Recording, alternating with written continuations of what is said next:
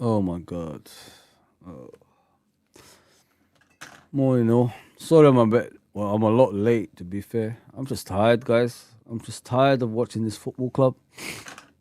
I'm tired of coming on here every fucking day and being cheerful. I'm sick of it, man. I am sick of this football club and the way they behave, man. Guys, we've become a small club again, man. I'm telling you guys, like everything we worked hard for, it's gone. It's gone. We're acceptance of mediocrity. That's what we've become. We're acceptance of being mediocre. Fuck this club. Fuck what the people that's behind it as well. I don't care how early it is. I don't really care anymore.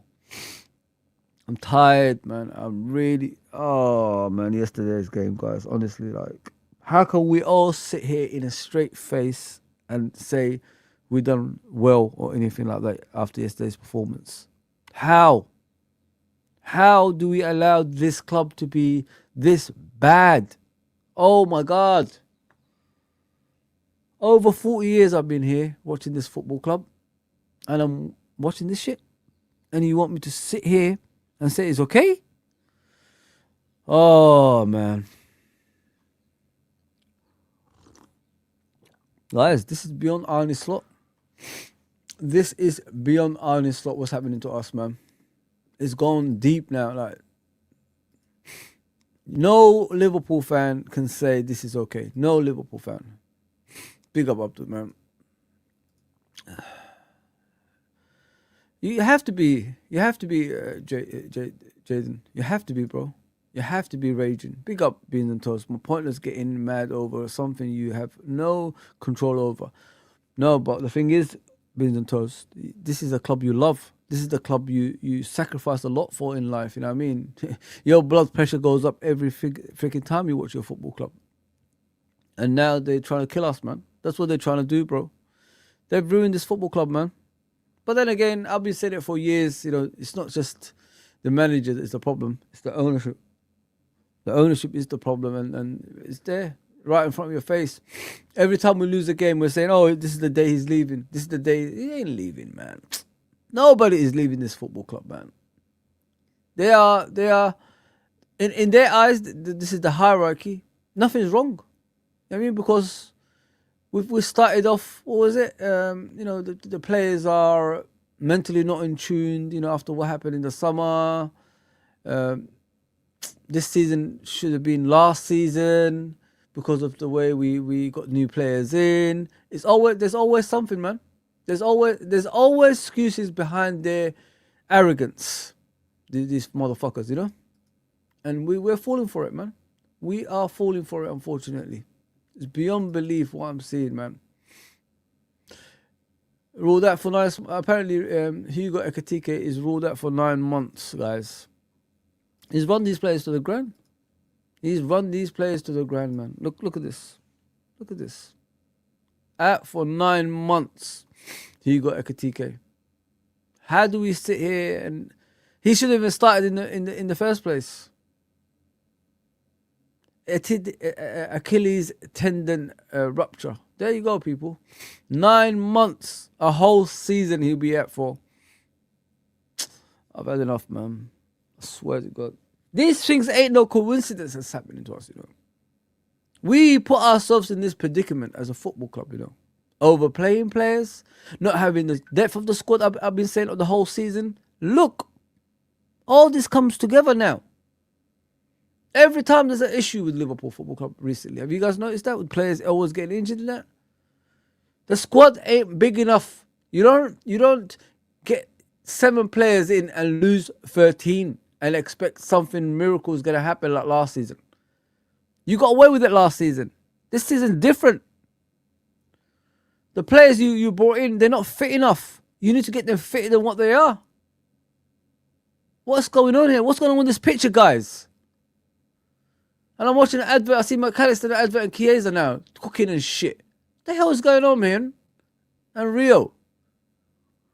Our players are in adverts now. What a joke. Oh my God. Oh man. Had enough, honestly. Big up TW as well, man.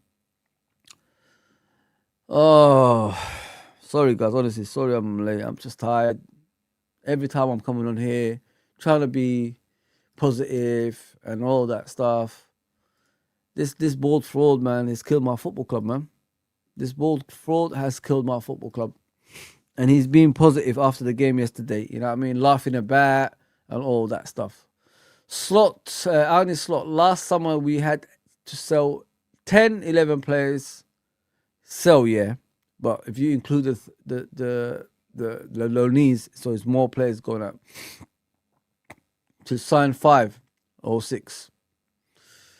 That's going to, they signed 7 by the way. That's going to be another challenge this summer. This is him. Excuses already. Excuses FC. That's what we are. We do have to replace the ones who are leaving. But this club have shown so many times that this module works. And with this module, we can be successful. And I am also proud to work for this club and work for this model. It's a nice way of trying to achieve your own success. There you go, people. The man believes we are run great. The man believes he's doing the right thing.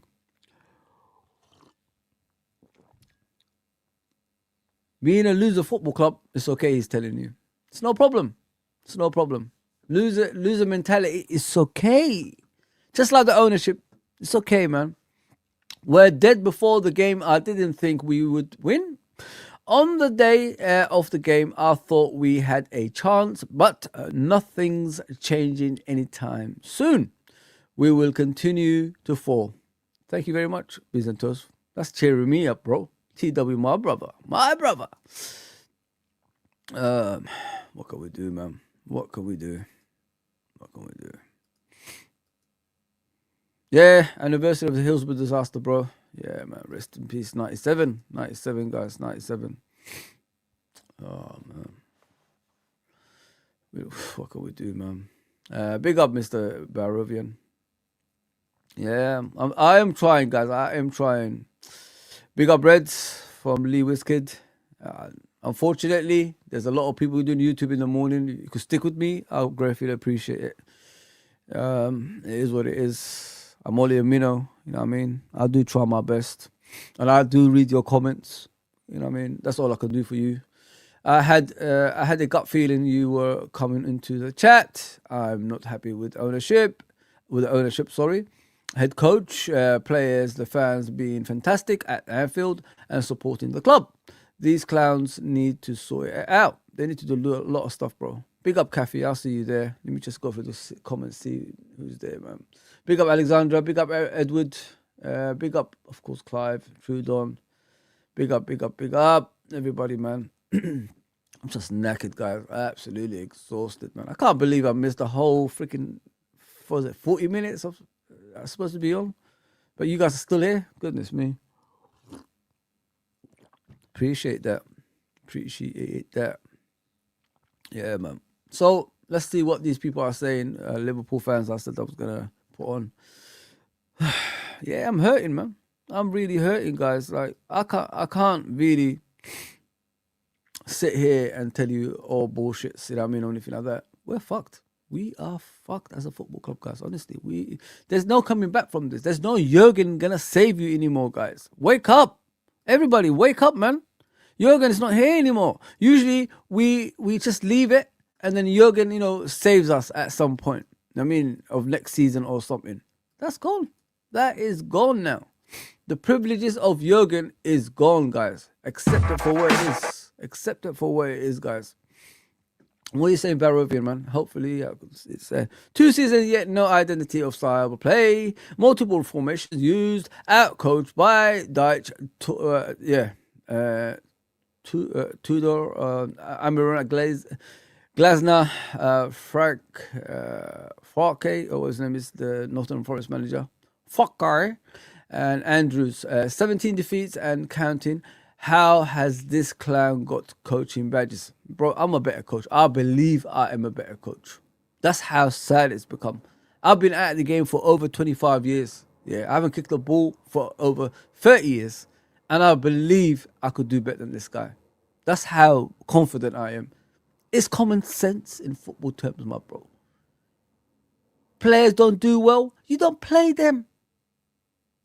You have the perfect excuse to not play them. Players don't do well, you punish them, keep them after training sessions. That's what you do. You don't reward failure. You punish them for failure. You fight. You don't even do that.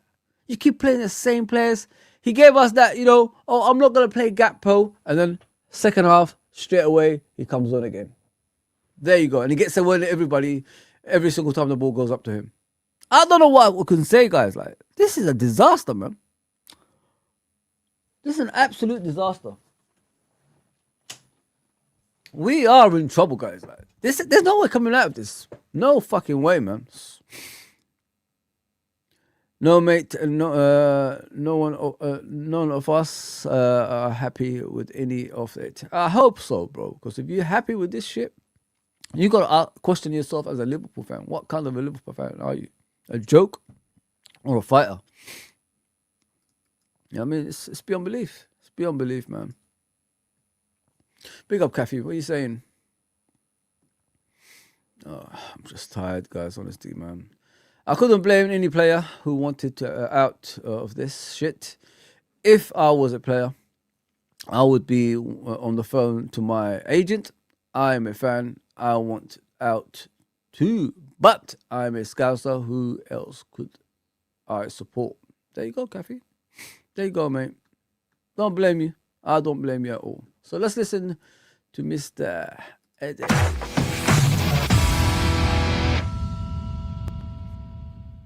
Morning, peeps. Good morning, everyone. How's everyone doing? Hopefully, you guys are all doing well. Don't forget, if you're new to the channel, like, share, subscribe. It's the hope that kills you, people. It's the hope that kills you. I don't know why, but I stupidly thought if we can get one early against this PSG side, you never know, right? If we can nick a goal early. And then I kept moving the goalpost as the game went on. I was like, okay, if we can get one just after half time, then you never know. And then it got to around the 60-minute mark. And I was like, okay, if we can get one right now, like if we can score right now, then you never know. And then they scored. And I was like, well, at least we know. At least we know. But no, truthfully, I was like, if we could nick a goal early, like we did against Barcelona many moons ago, then, it might unsettle the best team in world football.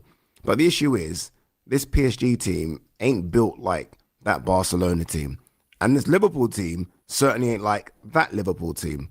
So, the maths weren't mathing, as the kids say. But look, this Liverpool team have many problems, and we'll get to those problems, or try to get to those problems in this video. This video could go all over the place because I get very emotional when it comes to talking about Liverpool Football Club, and sometimes maybe too emotional. That's why I didn't want this channel just to be about Liverpool, but ultimately I feel like it probably will be about Liverpool. Yes, I will sit down with various other guests and talk about other clubs, but I'm a Liverpool fan. And when Liverpool perform the way they've been performing, I want to talk about it. And when Liverpool play well, I want to talk about it as well. So, we're about to talk about a Liverpool team that just hasn't been performing. And when I said it's the hope that kills you, that's really silly hope on my part, isn't it? It is, because we've been crap all season. How were we going to beat the best team in the world with arguably the best manager in the world, with arguably several of the best players in the world? What was I thinking? I don't know. I just, maybe I was thinking Anfield under the lights, the European night, those things that you're just kind of told from young. It's wet. Anfield is booming. You're thinking, could there be something in the air? No, nothing. Nothing in the air. Well, the smell of defeat is in the air. The smell of basically having no shots on target is in the air. We had, 2 or 3 over 180 minutes. Van Dijk had one cleared off the line by Marquinhos, and then you're like, okay, that's not going to happen then, is it? Gakpo had a shot just after half time. comfortable, really. But yeah, that's a big reflection of where the two teams are now. When you think of what we did last season against them, and we were fucking fighting, it was like that. It was two heavyweight boxers colliding. Look at that now. Now it's like, to use the boxing analogy, it's almost like a heavyweight champion against a fucking middleweight. And we're swinging away, and they're just looking at us like, steady. We can end this when we want to end it. Exactly. And they That's did. how it was. I mean, the game could have been over in the 15th, 16th minute when Dembele ballooned over. But then you just saw the quality of Dembele. I mean, look at that left foot strike. Fucking right-footed. Look at that left foot strike. And then the second goal is just, game's over by then, isn't it? I wasn't quite sure what Arne Slot was doing with the formation. Nobody, even he didn't make sense to me. I mean, I love Alexander Isak. I think Isak's going to be fantastic for Liverpool. I hope. But starting Isak and Ekatike and Florian Wirtz, I just didn't quite understand what was going on. It almost felt so imbalanced. Like, you have to start Mo Salah. Exactly. You have to start Andy Robertson. They understand what this game means. They understand Anfield European nights. You have to start both. And then I was like, okay, you kind of have to start Rio and Gamoa. Like, fuck the age thing. If you're good enough, you're old enough. Mm-hmm. And look, he came on and done that little thing that we know he can do when he cuts in and shoots, and he forced a good save out the goalkeeper. But the Mo Salah not starting thing was, and it backfired, didn't it? I mean, Ekatike off injured. Alexander Isak pulled early as well. Like, guys, when you see stuff like that, it just goes to show how bad of a coach the guy is, because you need one of your strikers at some stage to come off the bench and change the game. You don't start both of them straight away. So you just start with the players that can get you movements, like mobility in the wings and all that stuff. Then when the game goes your way, you get the first goal. Then you start bringing the strikers in like 70th minute, something like that. So we could get more goals. But this stupid, bald idiot starts off with the strikers straight away and thinks like you're gonna get goals like that. Do you know what team you're playing against? You keep telling us every fucking week you know about PSG. You don't. Because you look at the way you went into the game.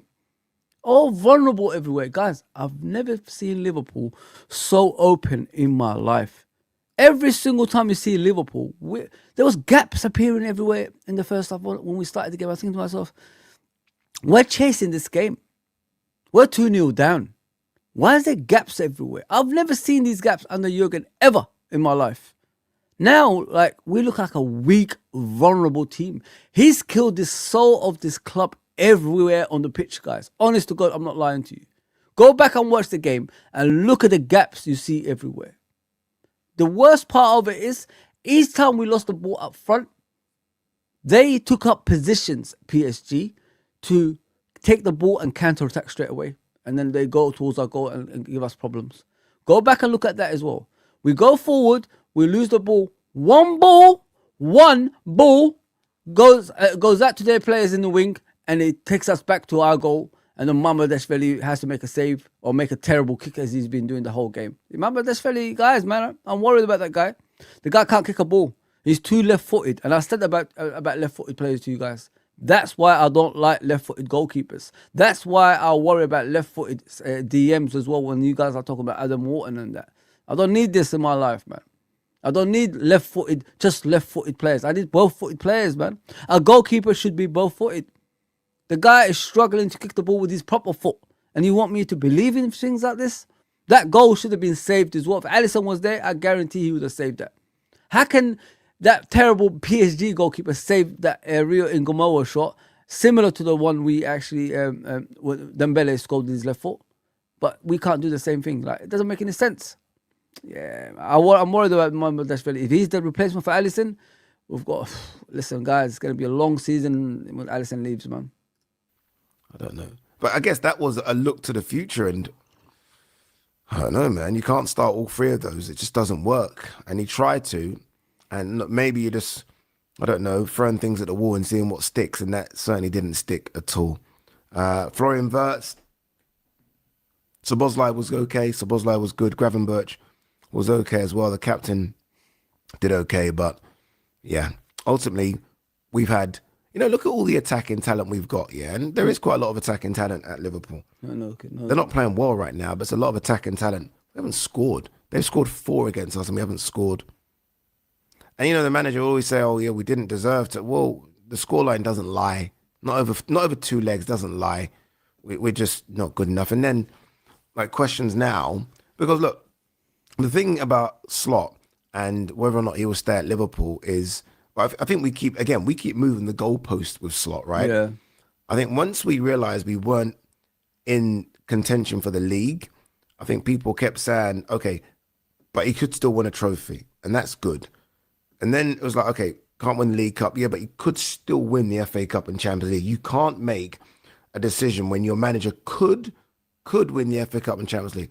Then when we got knocked out of the FA Cup, but listen, could win the Champions League though. And I was like, what? Have you been watching us all season? Like when I film with Rory says that to me, I'm like, are you crazy? Okay, now what? Now it's like, yeah, but he could make Champions League football. So we almost keep giving him a different goalpost and a different target. And I'm like, one second.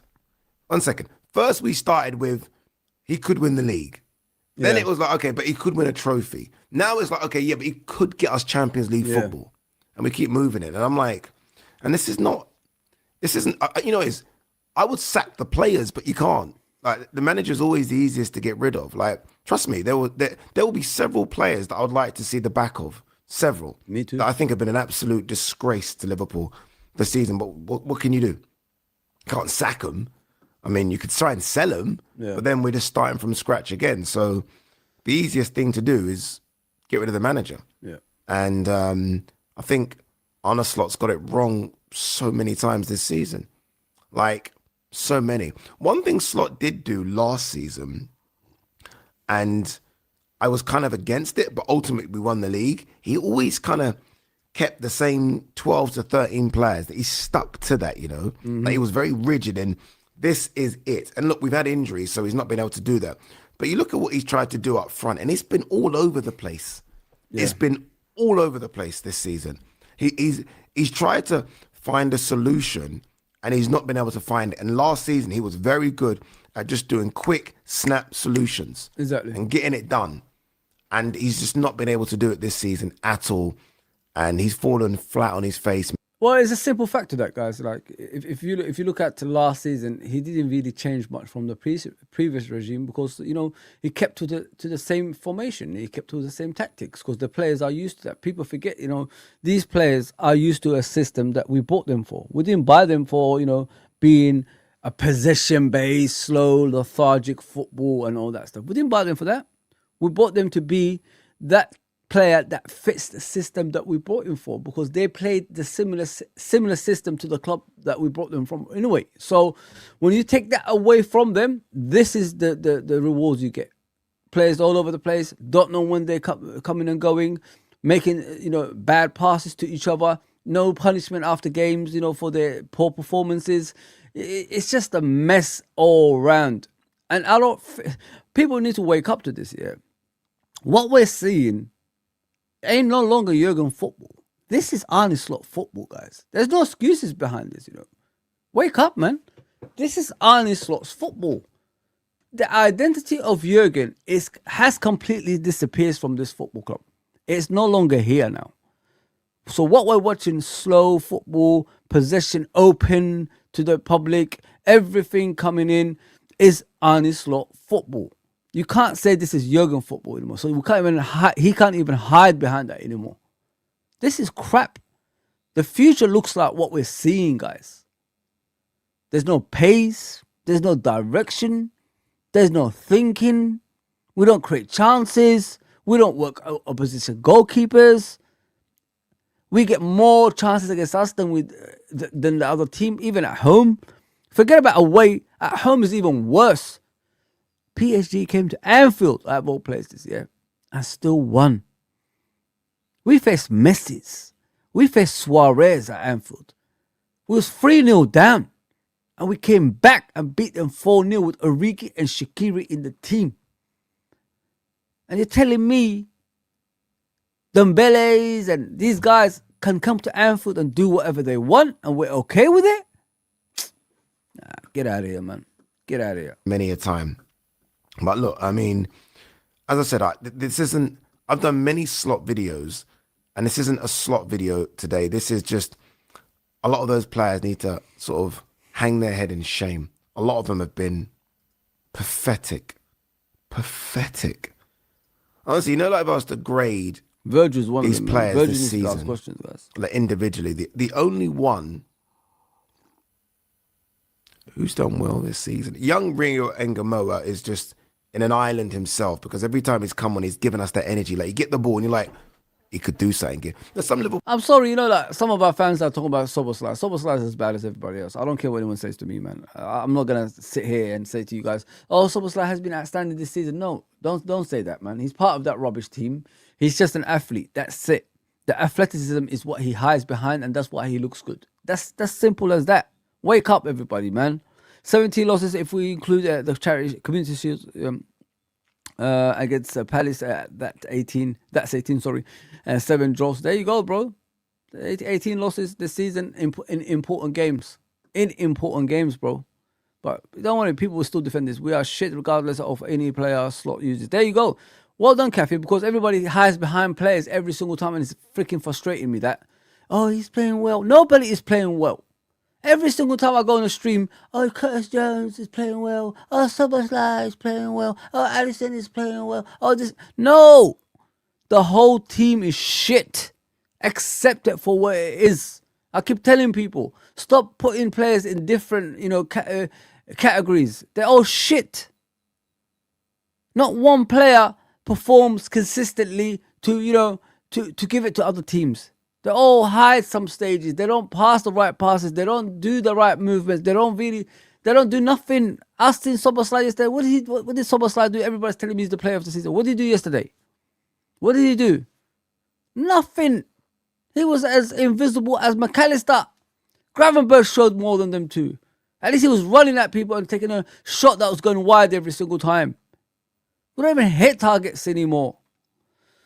We have Everton, Chelsea, Palace, Chelsea, United, Villa, Brentford left to play, yeah? United away is going to be very interesting, guys. We can't even fight anymore. So how do you expect us to go to Old Trafford and beat them? I know they've lost to Leeds the other day, but the Scouts have tapped out. Yeah, everybody's tapped out, man. But then again, you got Redmond TV and all these guys, and Anfield crap that's going to still support this crap that we're watching, you know what I mean? There you go. Players where you get the ball and you're like, you don't even move anymore.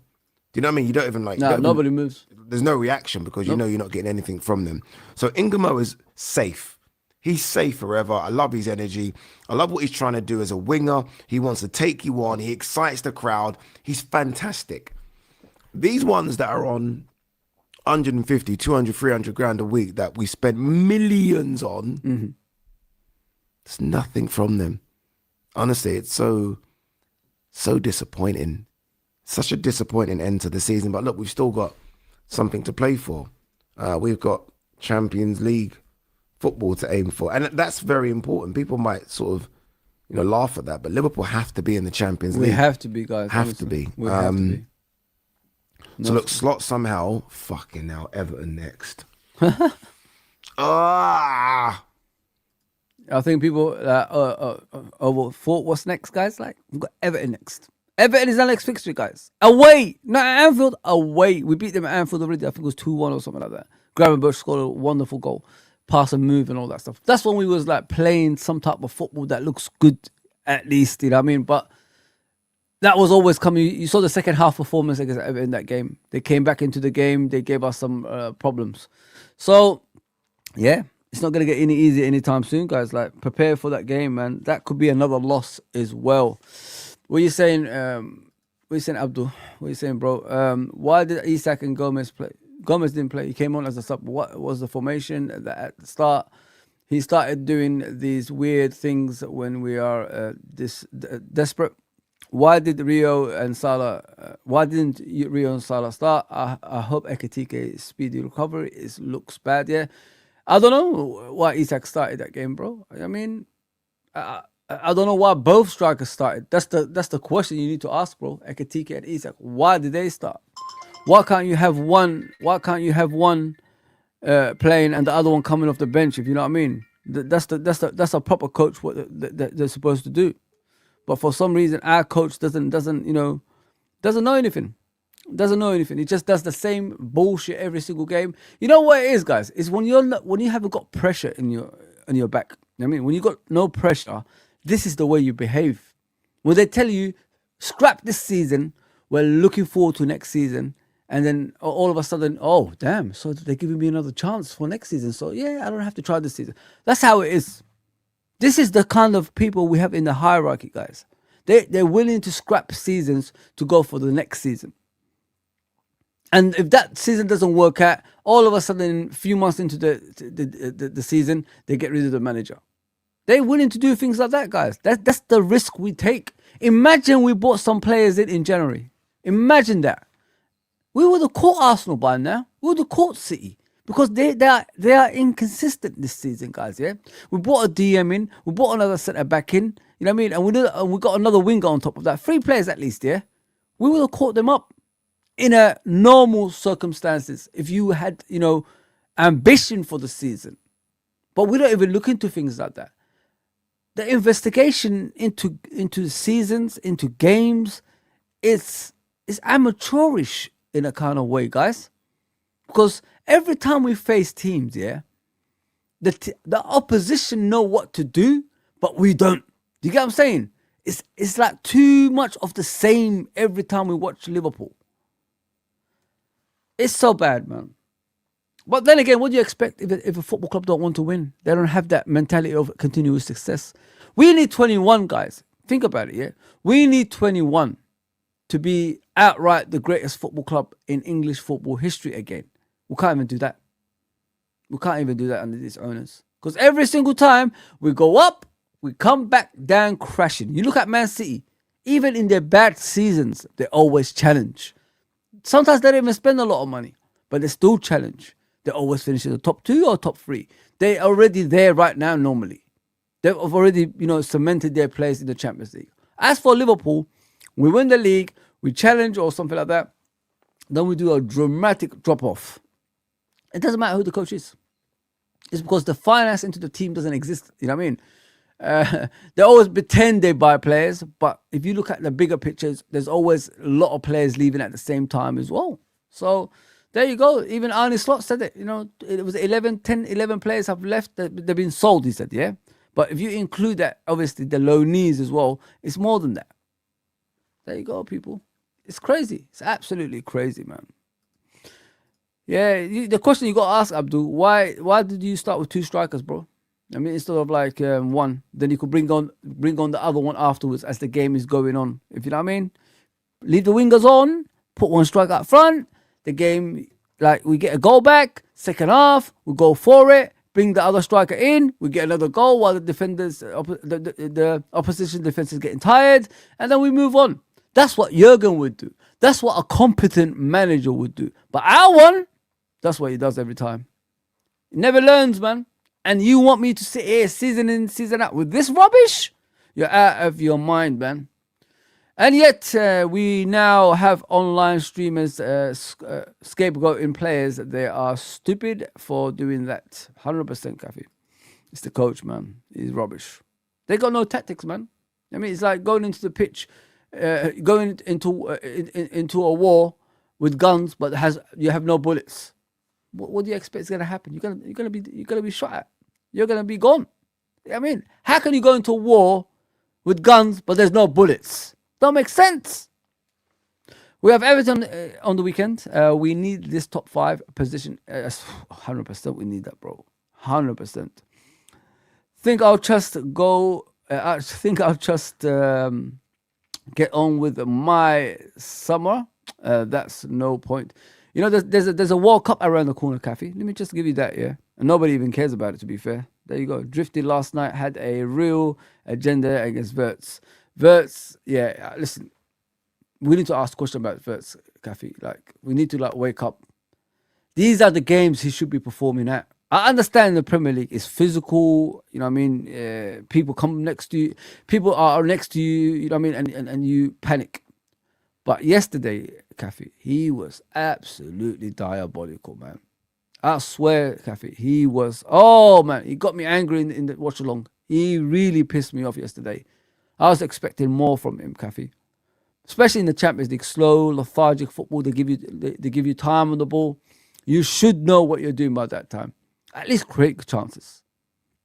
If you can't score goals, at least do something. You know what I mean? You're a possession player.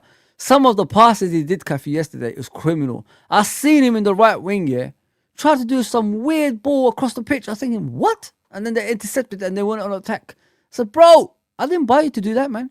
Listen, Kafi, if he wasn't 160 million, I don't think anyone would complain. But he's 160 million. That's a lot of money for a player. So it's understandable why people are asking questions. If he was, worth 30 million, 40 million, nobody would complain. But 160 million for a guy who can't do what you bought him for is criminal. And he's had many games now, Kafi. He should be doing something right now. He should be doing something right now. At least something. You know what I mean? Show me something. Yeah, you have to ask questions. I don't want to go on about him in a bad way, but you have to ask questions, Kafi. It's not an agenda, Kafi. He hasn't been good enough. He supposedly chose Liverpool over other clubs, yet I see no desire when he plays from Trudon. That's the problem, bro. Big up, Nems. I see you there, bro. Big up, my guy. Yeah, it's madness. Everton. Jeez. So Everton next, then Palace, who've been, I feel like they've been a bogey side for us. I might be wrong, but every time I feel like we play Palace, it just feels like they just beat us, or we just can't. We struggle against Palace. We do. In recent times. Everton, Palace. This is brutal. Mm-hmm. We're not making Champions League football. This could be brutal. Well, actually, we might. Everton, Palace, United. You know, I've been given a ticket to that game, or someone's got a box. Don't bother lucky going, me, mate. and they've asked me to come down. Don't know about that. Might be out of the country. Washing my hair. So Everton, Liverpool. So Everton, Palace, United, Chelsea, Villa, Brentford. Sorry, guys. I'm just watching Matt. What's Matt saying? I'm laughing, but I actually feel like crying. I can't take it. I don't know what Matt can say different. But he's guys. obviously not going to go now. Is he? Slot's not walking now, so there's going to be no more Slot out videos. It's pointless making those videos. Yeah, I'm tired, guys. I'm tired, man. This is what these owners do. They give you you have to submit. You know what I mean? You have to just give up, and because they're going to continue with this shit. They're going to continue with these performances. They're going to continue with this negligence. They don't care about you guys. I keep telling you this. To the point you just can't be asking about this manager anymore. And that's what we're doing right now. We can't be asked talking about him anymore. It's beyond belief what they've done to us, man. They sucked the life out of us, man. Honestly, they sucked the life out of me. That's for sure, man. Pick up my brother. Always, man. Always names. Don't give me Neymar props, man. I've got no time for Neymar today, man. Please, I beg you. Barovian. Slot is the main problem, but players are getting away with it too. Agreed. Hodgson, Rodgers were rubbish, but we still saw good individual performances from some players. I see none of that now. I agree. Trudon, me and you don't agree with it. A lot of stuff, bro. Can't stand you, mate. You piss me off. You know what I mean? But I agree with you this one, bro. For once, you made perfect sense. I'll give you some soul glow on top of that as well, bro. This is for Trudon, guys. Okay? Just let your soul glow. Just let it shine through. Just let your soul glow, baby. Feeling oh so silky smooth. Just let it shine through. Just let your soul glow.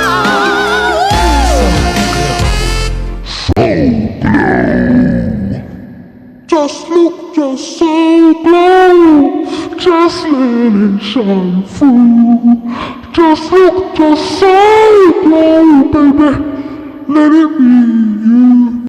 There you go, people. There you go. I did it for you. So stop this soul glow business now. I ain't got no time for this shit, man. I'm depressed. Don't need this, man. Macca yesterday, guys.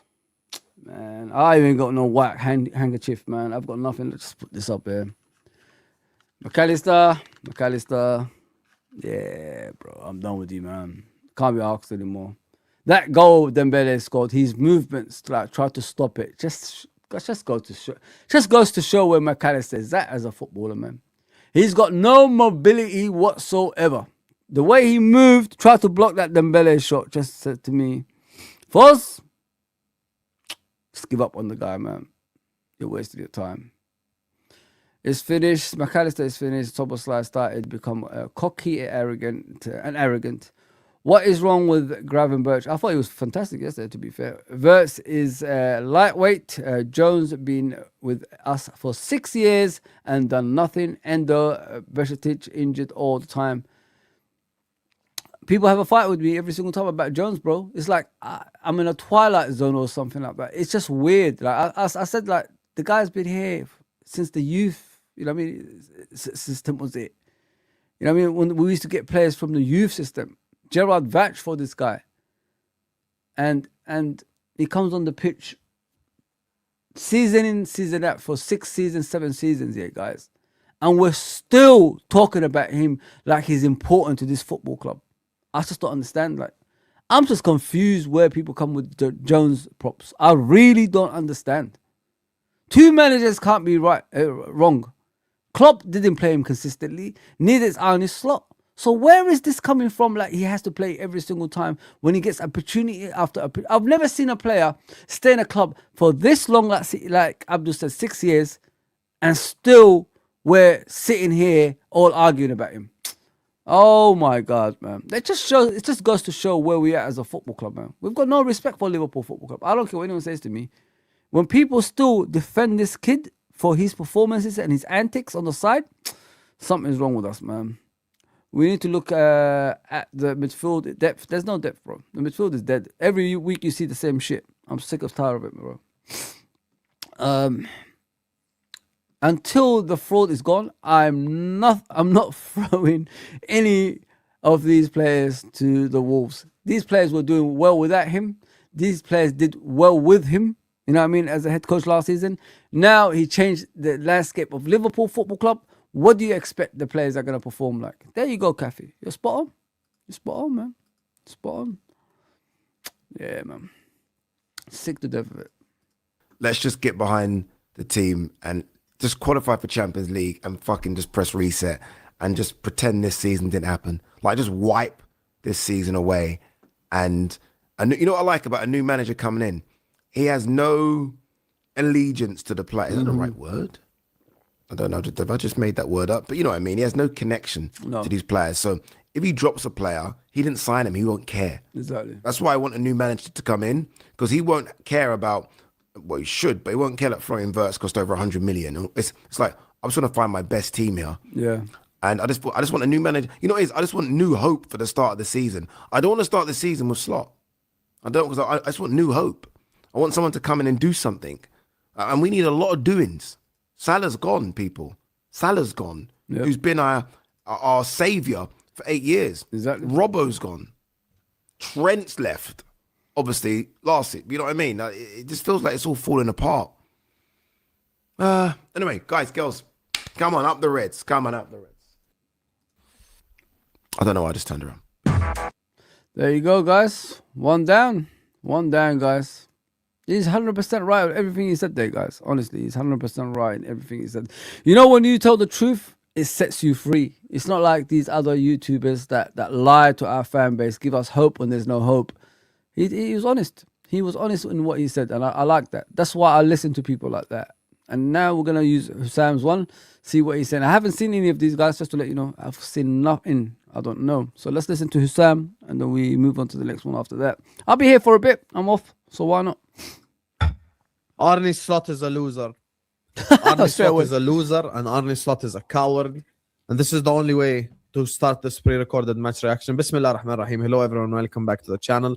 Make sure you guys are liking. Make sure you guys are subscribing. Don't forget to check out our sponsor, OK Jersey. Use code MHF for 8% off. Unlike Liverpool Football Club, they actually deliver on the football pitch. You know, when the lineup was first announced, You know, I already stated my issues with the lineup on the watch long. You can go watch it.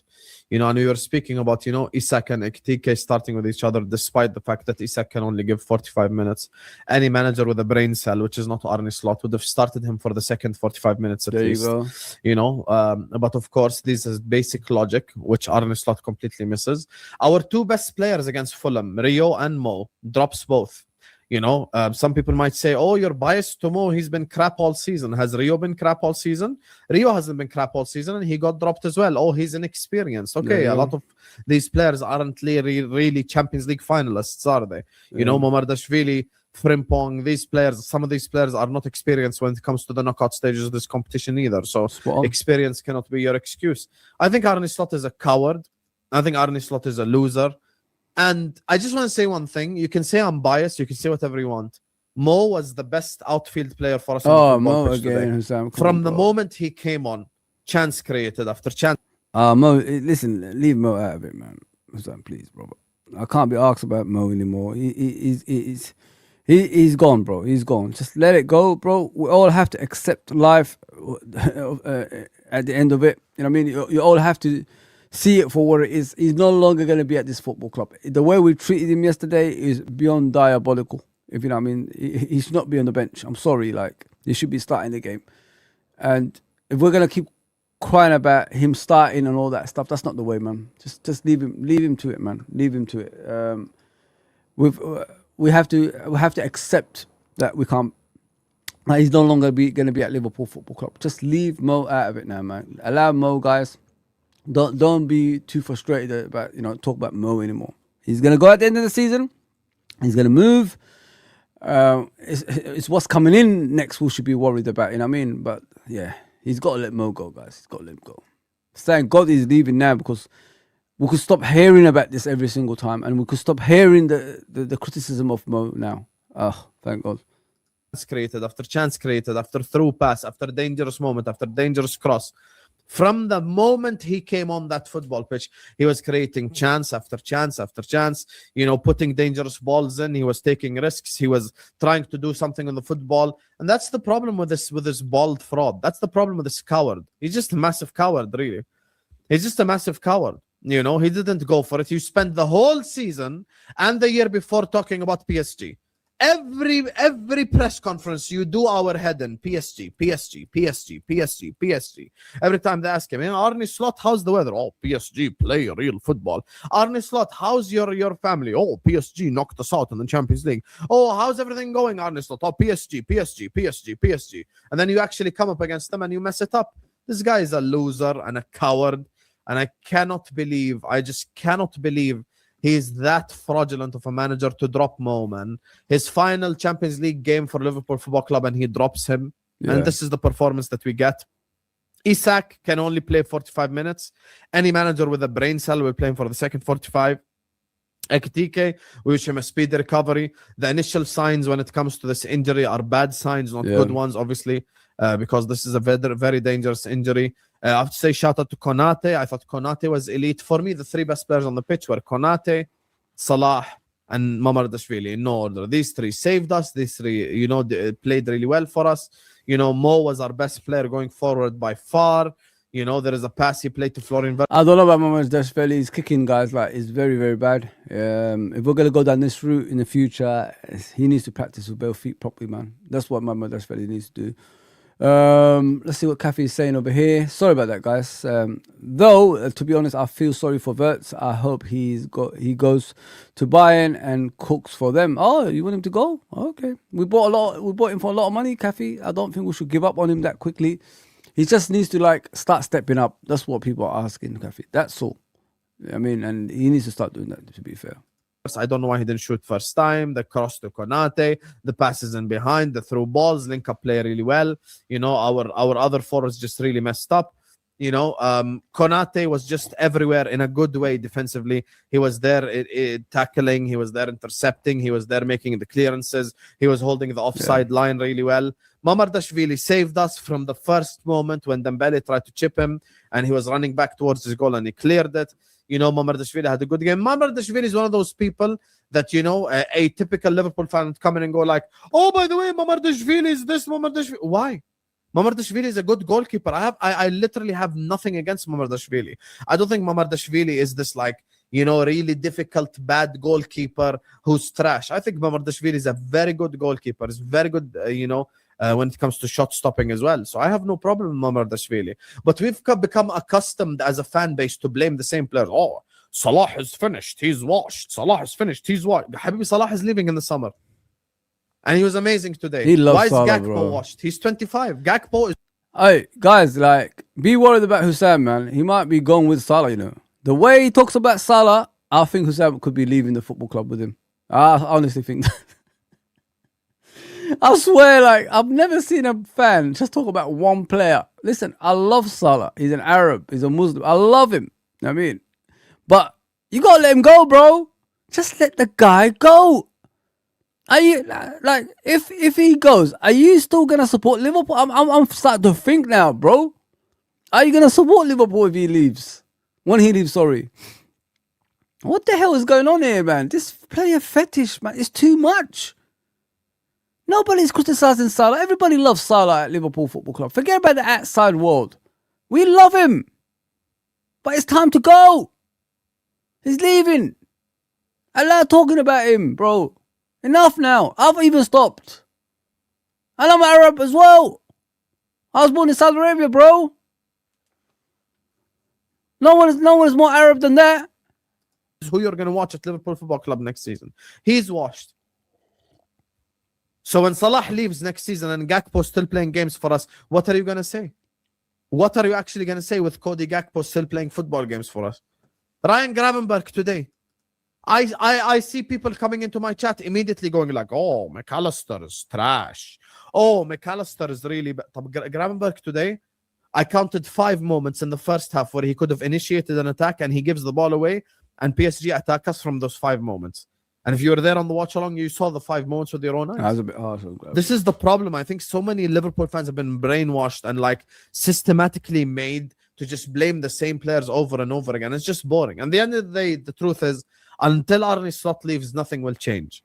This is the truth. That's true. Nothing I will agree change. with them. I agree with that. You know, any regular manager would have went like, listen, we are 2-0. To be honest, I agree with them with that one. Until Arne Slot leaves, I don't think anything's going to change for the positive side of Liverpool Football Club.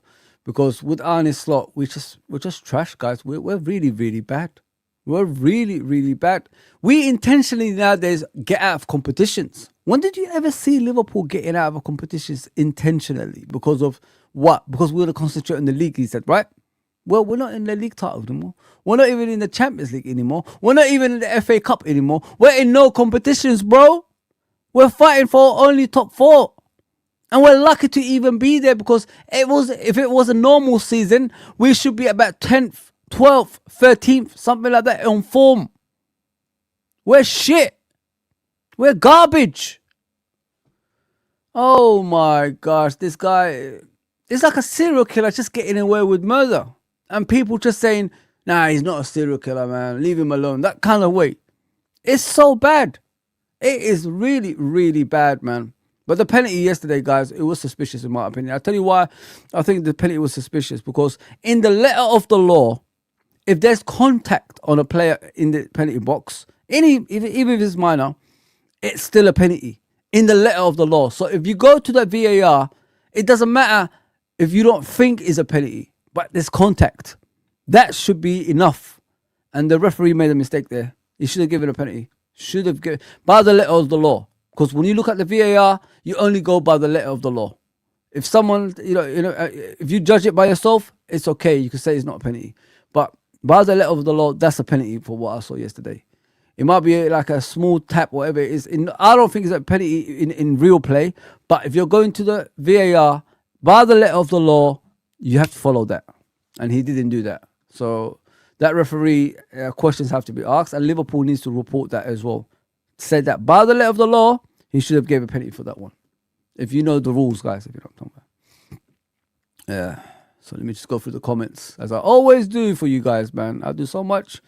Just need the support at the moment. Arne Slot, man management is non-existent and tactics and style of play found out. He is clueless and useless thus this season. This is a sackable offence. 17 losses plus Community Shield, that's 18, and 7 draws. I agree with you, bro. I agree with you. You don't need to keep sending them out. I know what you're talking about. Big up, Edward. What do you say, my bro? Big up, Fozi in chat. I think Dom is saying too much. I can't handle Dom anymore, mate. Have a haircut, man. Look serious, man. Nobody's taking you seriously when you're playing football when you got a stupid hairstyle like that, bro. You know what I mean? Nobody's gonna let Shaggy run through the fucking midfield, are they? Come on, man. Let's be honest here. Slot laughing in his press conference after the game and saying the future looks bright. There you go, people. He's laughing. He's taking the piss out of us at the same time. Hey, I'm staying here, bro, motherfuckers. I ain't going nowhere. No matter what you say, I'm staying. That's what he's doing to you guys, man. Sobo thinks Sobo think he is the best. He can't tackle. He can't do nothing, bro. You know what I mean? I haven't seen any change apart from the free kicks this season, guys. You know what I mean? I don't see a lot of shots from outside the box. I don't see a lot of creativity. I don't see a lot of influential side of the game. Because, you know, if you compare him with Steven Gerrard, the influential side should be in that game, and we don't even see that. So where does that Steven Gerrard comparison come from? How can you compare both? Explain that to me if you know football. Come on, man. Be serious here, man. Be serious. I think FSG are ignoring the fans. Of course they are, because they know the fans will turn on them and will want them out. FSG will love that, because I think FSG want to get rid of us and put us on the market. There you go, Kafi. At least you can see that, but not many people do, because, you know, as long as their pockets are filled, as long as they get in tickets, as long as they get in, the new kit before everybody else, why should they care?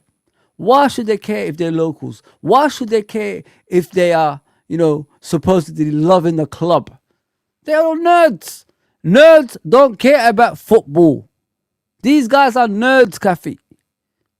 They're not footballing people. I don't need to explain that to you guys. These YouTubers that you see around the football club, they're all nerds. The people that used to get picked last in PE. The people that used to just push pencils. This is what our fan base are nowadays. Not footballing people, nerds. They know the money is there. What do nerds do? They chase money. They chase, everything around being rich and all that stuff. That's why we call them nerds. It's not just being smart, bookworms. They chase glory in regards to finance, marketing, all that stuff. These are your fans now. These are the people that's telling you what to do. Have you ever seen those people from Redman TV kick a ball? I have. There's no way they've ever played football in their life. No fucking way they've ever played football. I've seen them, guys. And people are coming out with, leave them alone. They are good for the club. No, they're not. They are part of the problem. Get the fuck out. Get them the fuck out of our football club, man. Down, let me go for it. Mo, you're gonna start. Rio, you're gonna start. Ekitike, you're gonna start because you didn't play against Fulham. Isak, you can only play 45 minutes, so I'm gonna give you the second 45 minutes of the game instead of the first one. Maybe you score a goal or you get something and then Isak comes on. And we tried to go band for band with PSG. We weren't even that bad, but we really only initiated our attacks and showed any bit of creativity when Mo came on. So this is the truth, guys. Arne Slot is a coward. He has no idea what he's doing. And to be honest with you, until he's sacked, it's going to be very difficult for anything to change at Liverpool Football Club. And also, one other thing as well, I have to say, Liverpool Football Club have lost their identity. Our identity of being fighters, our identity of fighting at the end, our identity of being, passionate, our identity of press. So all these identities are gone, bro. All these identities are gone, bro. Yep. It's gone. Like every single one of these. Do you know, like, if you take that out from players, the running and what they used to, it will take you like a few seasons to get back to that. You know that, you guys? Honestly, like, it will take you for a long time to get back to that. So look at Redman TV, guys. These are the people I've been talking about for a while to you. These are the people I've been criticizing for a while. Look at that. Look at the subscription. This is from my brother Nick, yeah? Look at that. Look at the likes and dislikes. Look at that, guys. This is what I've been telling you. This is who I have been having a go at. The subscription is still 500,000.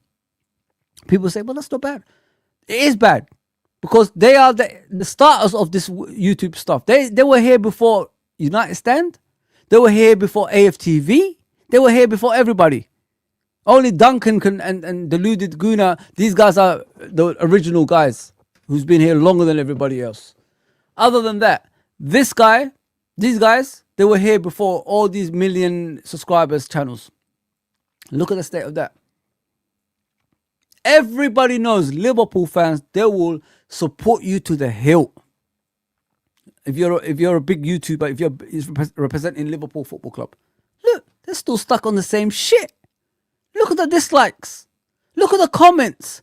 That's a half a million channel as well. Still, I can't be wrong what I'm saying, guys. I can't be wrong. Why would I have a go at people for no reason? I don't even do things like that. I don't even have a go. Guys, before this, you never used to see me talk about anybody. But I know the brainwash these people produce to our our football club, especially our fan base. They brainwash us every single time. Yesterday, let me show you what. Oh shit! Yesterday, one of them. Let me actually see if I can find it. This is the most embarrassing thing ever, yeah. And it will clear up a lot of stuff I've been saying for a while, yeah. Look at this, guys. This is how embarrassing it is. I put it up with Uncle Rods and Copfather yesterday. It was the most embarrassing thing I've ever seen in my life, man. Honest to God, like embarrassing. They don't even want to take ownership of saying Arne Slot out, if you know what I mean. They don't even want to take that. Look at this, guys, yeah? Big up, Nick, for that, man. Appreciate that, my guy, for putting that up. Yeah, they're falling, man. Nobody is trusting these fucking idiots, man. Nobody is. Look at this, guys. These are the people, these are the, you know, the people, these are the people that other people follow. Look at this, yeah? What are your thoughts on Arne Slot's position after Liverpool trophyless season has been confirmed? You know, normal fan base will say, get the fuck out. Get the ball thrown out. They're just asking us a question like this because they're scared to say what they want to say. This proves to you they are, you know, they are working for Liverpool Football Club. They're working for FSG. They can't say bad things. So what they do is they use an external, you know, tweet from other people for Arne Slot out. Do you get what I'm saying, guys? They can't say it from themselves. So if FSG asks them that question, why are you saying this about Arne Slot, mate? Like, why are you criticizing the manager? Why are we seeing on your Twitter page that you're Arne Slot out? And then, you know, they use this. Bet Fred. There you go. There you go. Look at this. Look at this. Look at this. He's got to go. Not from Redman TV, from this. So if FSG asks them, no, we'll just retweet it, you know, Bet Victor. It wasn't us that said it. This is the route they're going nowadays, guys. I told you. They're nerds. But they're stupid nerds. Do you know what I mean? You can't fool me, man. So what I've been saying about them, there you go, people. There you go. They put that there, a little needy message that doesn't affect anybody. You know, a gun without bullets, as I said. And then they use this, they retweet this. Slot, he's Slot to go. There you go. There you go. Using an external. So if FSG asked them, you know, it wasn't us that said it. We just, you know, retweeted something that was on another website. They think we're dumb, man. They honestly, they think we're dumb. Oh my goodness me, man. It just gets worse. This club is just getting worse. I don't care what anyone says to me, man. I can't support this shit anymore, guys. I'm just going to put my feet up now and just look forward to the day he gets sacked. I'm not going to like cry about it anymore because I know he's staying. People don't speak to me anymore. I don't know if I told you guys. People don't speak to me anymore because I said Arne Slot out. Arne Slot is going to stay.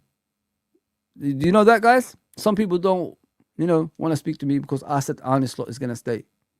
That's how far things have gone nowadays. Don't want to mention names, but that's how it is nowadays.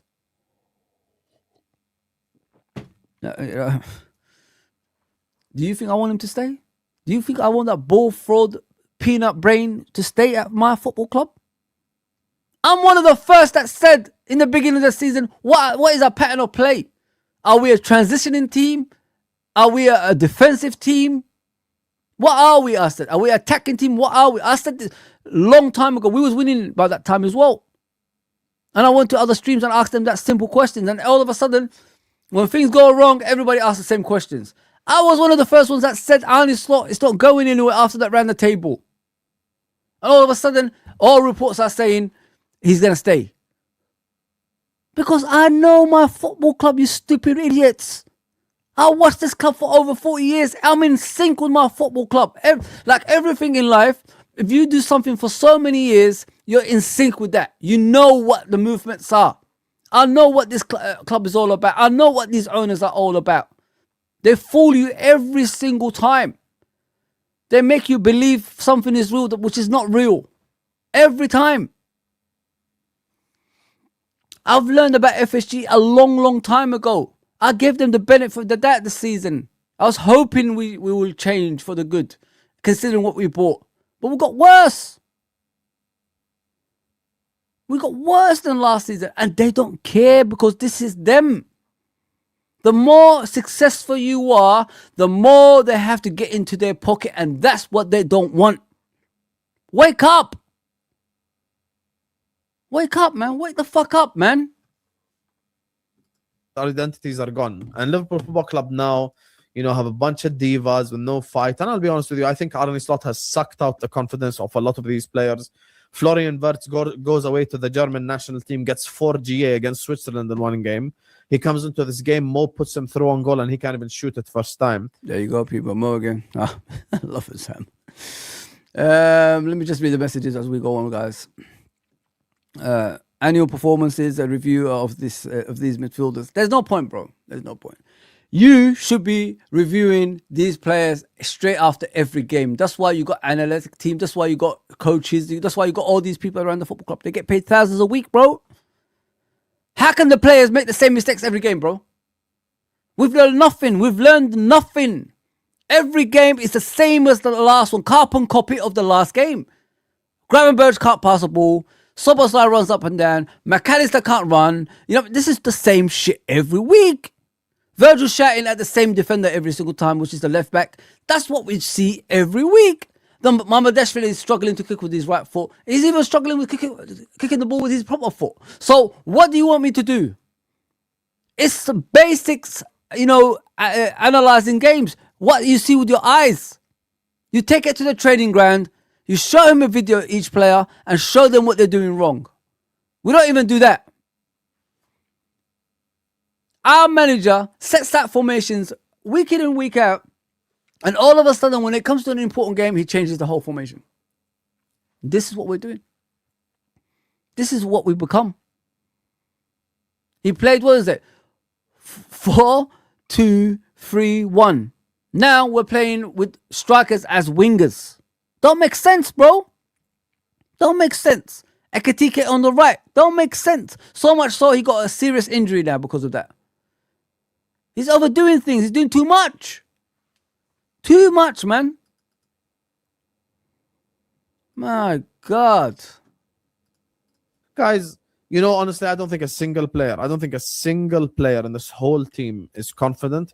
I don't think a single player in this whole team believes in themselves. I think Arne Slot has been a horrible man manager. By the way, even the Mamardashvili comments before the PSG, doesn't give his backup goalkeeper any confidence.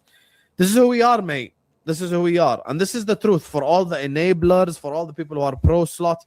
This is the reality. It made me laugh the other day when I was with him, Kyle, and Tom in Don Husam's channel. He asked me the question about the manager. I said, Husam, why are you bringing me in here, bro? Why are you bringing me in here when I was one of the first ones that told you about the manager? And he started laughing. He knew what I was getting at. I told him, bro, you laughed at me. You gave me some weird stuff like, if there's a new director of football, Arne Slot is not staying and all that stuff. And then I said, bro, Jurgen worked with about 3 different directors, my guy. You know that, yeah? Smacker, Julian Ward, and before that, Marco Edwards. So I don't know where you're coming from. The new director of football, whatever it is going to change things. Nothing's going to change, bro. This is before he brought me on the other day.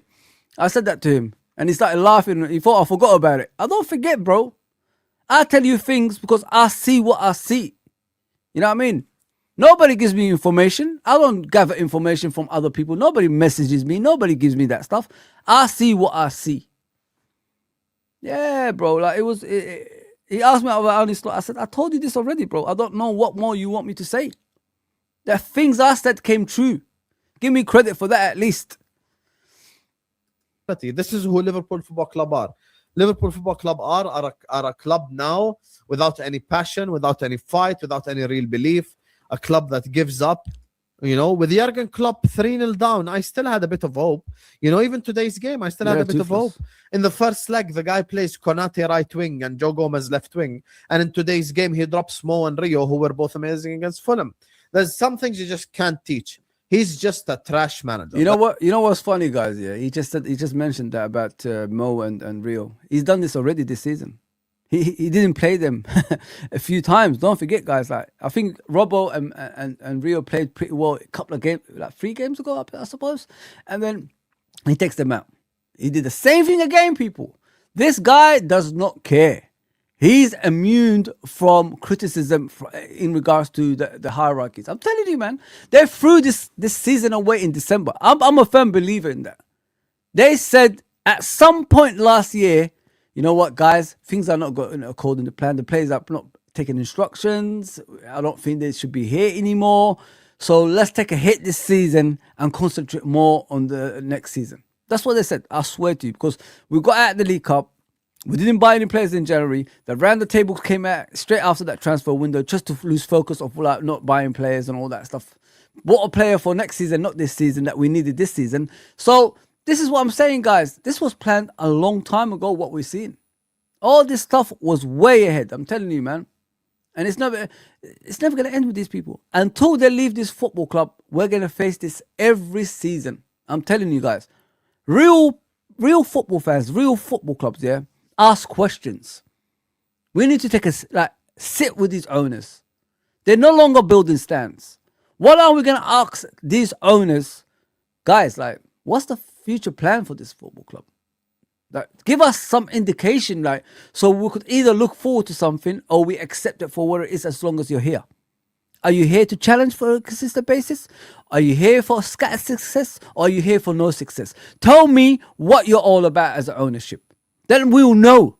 You know what I mean? But nobody ever asks those questions because they've already paid off the people that's around the football club. That's why we don't ask any questions. When the locals are on side, that means there's no criticism beyond that. We don't exist. Us people who are not locals, who are asking questions, we don't exist. What matters is these fat souls from Anfield crap and these dumbass nerds from Redmond TV. The rest of the people don't matter. You know what I mean? When you got everybody on lock around the football club, outside, you're nothing, man. You're nothing. Don't matter how many years you supported this football club. Real people ask questions. Any job, any walks of life, you ask questions if things are not going right at a certain place. And we can't even do that. They've been here for 16 years. When did they ever sit with the fans and talk to us? We're a family club, right? We're together, right? When did they ever do that? Never.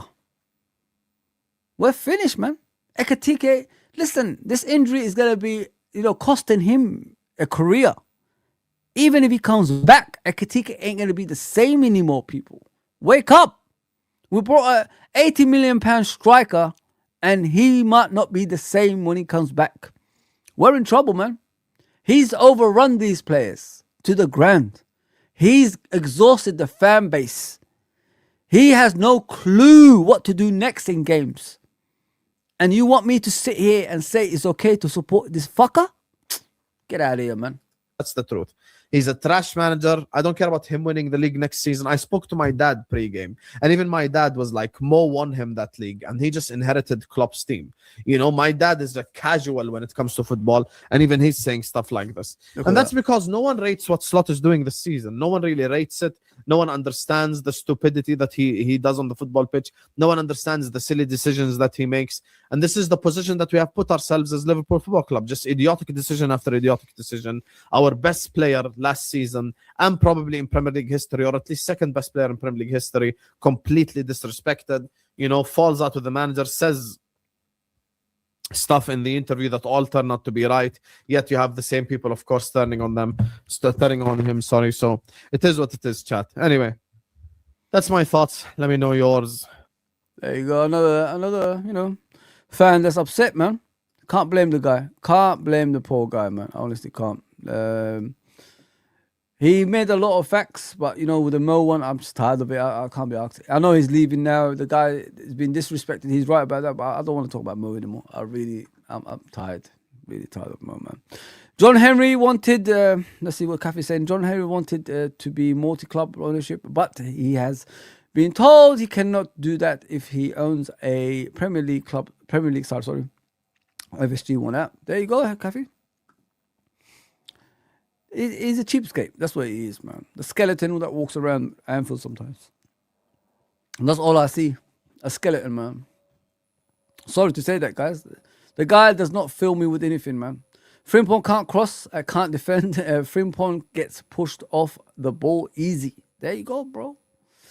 I think we're a bit harsh on Frimpong, to be fair, bro. But it is what it is. He didn't choose, to be bought. They brought him in, so... There you go. It is what it is. It is what it is, my guy. Yeah, Monts is next, guys. I gotta go through Monts' one as well. Pissed off about yesterday, but great.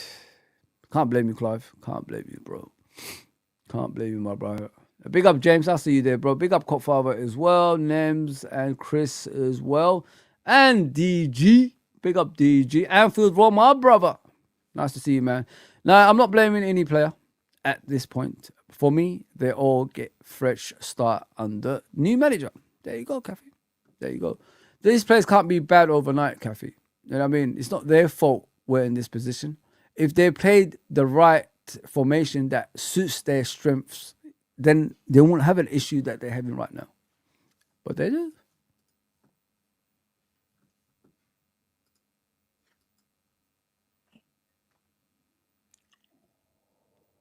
What do I even say, man? What do I even say?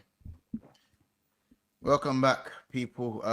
As you can see, PSG 2, Liverpool 0, PSG 4-0 on aggregate over the 2 legs. As I said, I'm leaving these up for today just so you guys can see. Liverpool are now out of all competitions and only have the league to play for to secure Champions League football, and that is that. So make sure you smash the like button, subscribe to the channel, hype the video, and comment if you are new. And obviously, subscribe if you're new, but comment as well. Your man of the match was, and just kind of what you think of the reaction and the game itself.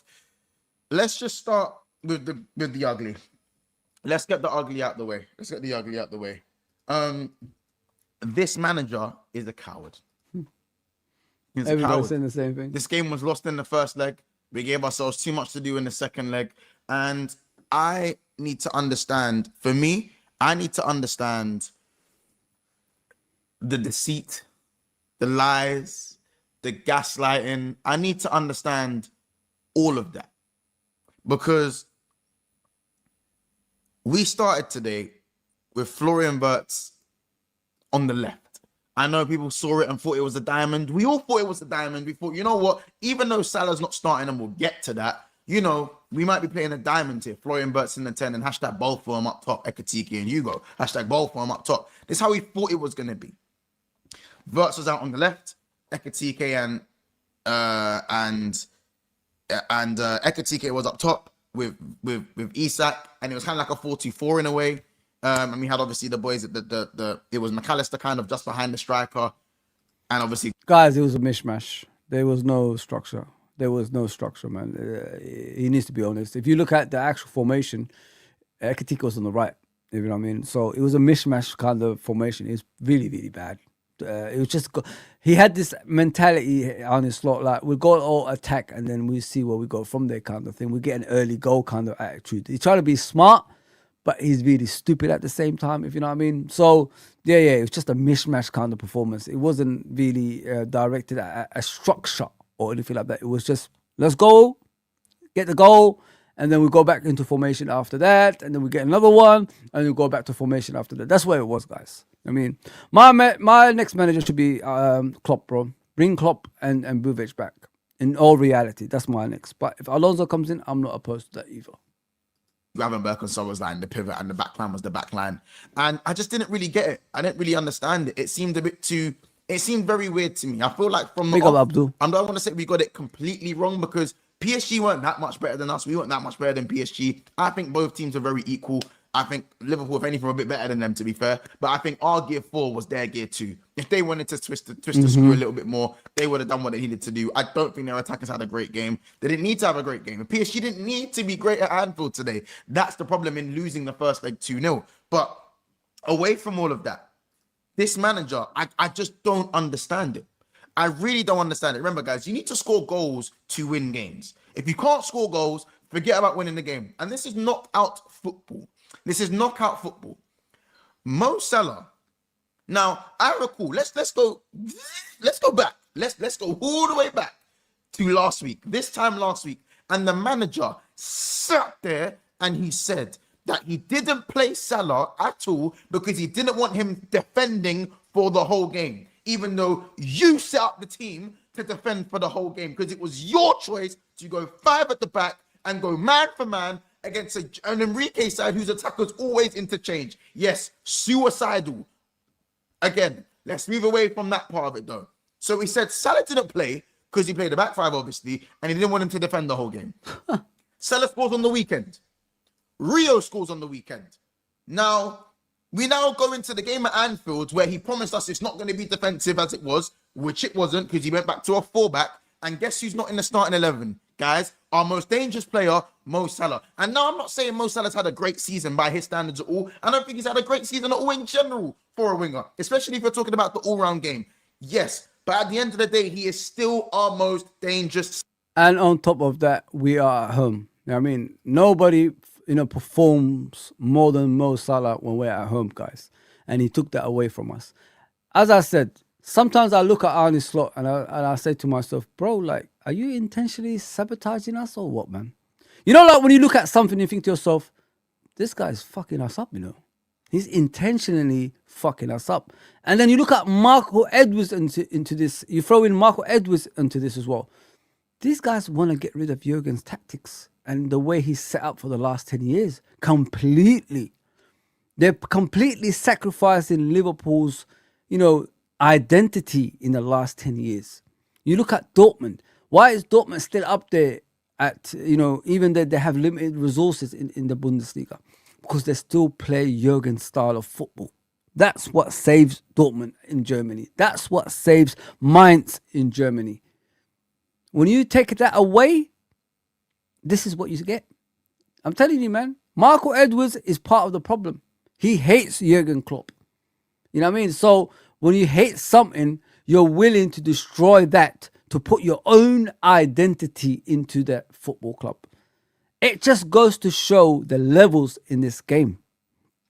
If a man like Jurgen can do wonders with limited resources, and a man like Arne Slot, who gets the backing of this football club, does what he's doing right now, it just shows the levels between two coaches. You know what I mean? So we're in trouble here, guys. We need to wake up as a fan base, The more you look into it, the more you can see their fight is not for Liverpool Football Club. Their fight is against Jurgen Klopp's identity that he put into this football club. That's what it is. We no longer press. We no longer fight. We no longer show what Liverpool used to do back in the day. Fight to the last minute. We're quitters now. Even your captain, Virgil, came out after match reaction and said we gave up. When do you put that identity into Liverpool Football Club? We gave up.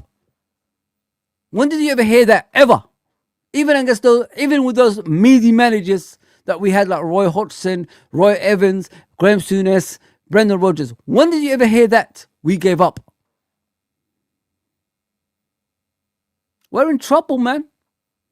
Our football club is dying of a slow death. And once you die, it will take you years to get back. Do you know, like in 30 years, I'll be in my 70s, inshallah. May Allah take me there. You know what I mean? May I still have good health. I'll be in my 70s. Do you think I'm going to sit here all those years watching this? Self-sabotage? You must be mad, mate. You must be fucking mad, mate. You think I'm going to sit here another 30 years when I'm in my 70s? Get out of here, man. Get the fuck out of here, man. Wake up, everybody. We're fucked. We are fucked. And we can't get out of this. Wake up. It starts with the hierarchies. Get them out of the football club first of all. Then we could work our way down. Go and get ownership that solely focuses on Liverpool Football Club only. And invest on Liverpool Football Club only. I don't care if you're a trillionaire, a billionaire, a millionaire, or even if you just do thousands. I don't care. Just concentrate on my fucking football club. That's all I want. Come on, man. Senior attacker. It's as simple as that. Now, Rio, in my opinion, has all around been our best winger, but Salah is our most dangerous goal threat because everyone else is so off form. Ekatike's been off form. Isak's been injured. Gakpo's just crap. So at the end of the day, this is what we have at our disposal. So we talk about Salah not scoring enough goals, but without Salah, we don't even get to the goal. So we need to have our biggest threat on the pitch to be a threat. This isn't difficult stuff. This is very simple maths. You know what I'm saying? You don't need many brain cells to compute this. So as a fan, again, I feel like I'm being lied to. I'm being lied to. Yep. Because he said Salah wasn't playing because he didn't want him to defend and then didn't start him in the second leg anyway. And not only did he not start Salah, he didn't start either of our goal scorers. The thing is, guys, wake up to reality. You know, we've been told that Arne Slot is similar to Jurgen, right? That's what we've been told. Where's the identity of Jurgen and Arne Slot? I was told he's close to Jurgen. That's why we got him in. The under-9s to the senior team is going to play the same way. We're going to use the youth as we did with Jurgen that won a League Cup final against Chelsea's first team. We're going to use this stuff. That's what I was told. That identity does not exist anymore, people. Have you noticed that? Wake up, man. We are lied to every single time by these owners. Every single time. They make you think they're doing something, but they're doing the complete opposite. Every time. And the worst thing is, yeah, if this happened in your real life, someone treated you like FSG in your real life, yeah, you as a human being will fight against things like this. But when it concerns Liverpool, because we keep hearing, we love you, Liverpool, we're this, we're the biggest club in England, maybe in the world. We keep hearing this, but you're willing to allow things like this to happen to your football club. You would allow it in your real life, but at Liverpool Football Club, we're willing to allow this madness to happen. So how do you love Liverpool then? You don't love Liverpool. No fucking way you love Liverpool, mate. Liverpool Football Club should be the same as your life. I mean, you treat it the same because it's part of your life. It's part of your everyday thinking. Don't forget, guys, we think about Liverpool every day when we're awake. As soon as I woke up, I missed half an hour or 40 minutes of the show. Who was I thinking of? Liverpool. You don't accept this in real life, but you accept it on behalf of Liverpool being treated like this. Doesn't make any sense to me, man. Nah. You don't love Liverpool Football Club. Nobody does, man. They hate Slot. They will not play for Slot. It is that simple, Kathy says about the players. I agree with you. They don't like him, man. Robertson, Salah leaving must be a factor of Slot. Yeah, listen, they asked the question. I'm a firm believer. They asked the question, is he staying next season? They've been told yes, and they said goodbye. Simple as that. Quick as I said it. Alonso, he knows Liverpool heart, and he loves Liverpool. Of course he does, bro. Even when he was interviewed before he even managed, he was saying, my identity at Liverpool counts more than Real Madrid, Bayern Munich, and other football clubs. Because every single time people talk to me, they always talk about Liverpool to me. That's what he said. We need a revamp, big changes at LFC. I agree, Abdul. I agree, my brother. I agree. When we are 2-0 down and we need to score 2 goals just for the game to go to extra time. I don't understand it. And then obviously, again, prayers go out to Ekatike. It looks like he's popped his Achilles. He might be out for a whole year. And I'm devastated because that's his World Cup dreams over very quickly. Yeah, I'm gutted for Ekatike, and we just hope it's not as bad as it seems or is being reported to be. But it was innocuous. There was no one near him, and it seems like it could be what we feared most, and it does look like an Achilles rupture. Outside of that, so then he ends up bringing on Salah, not because he wanted to, because he had to. So you're not getting any props for that. Salah comes on, and we nearly score instantaneously. Yep. Salah was still our best attacker today. He was still our best attacker. Isak, cardiogram, 5 touches.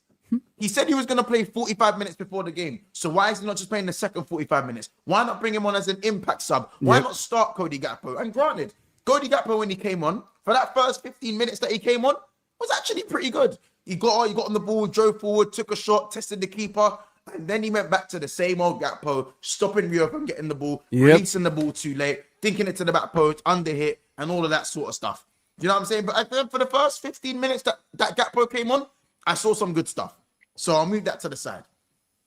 But again, the manager is making the wrong changes. Now, I don't know if Gomez was injured. I'm presuming that Joe Gomez was injured. But it's just it's a conundrum of it's a culmination of mistakes. I'm listening. I'm not gonna keep playing Soglo every time, guys. You know what I mean? Like, give me a chance, man. I need to do my YouTube, guys. I need to answer your questions, man. Like, come on, it's not always Soglo. Relax, bro. I wish I didn't do it now.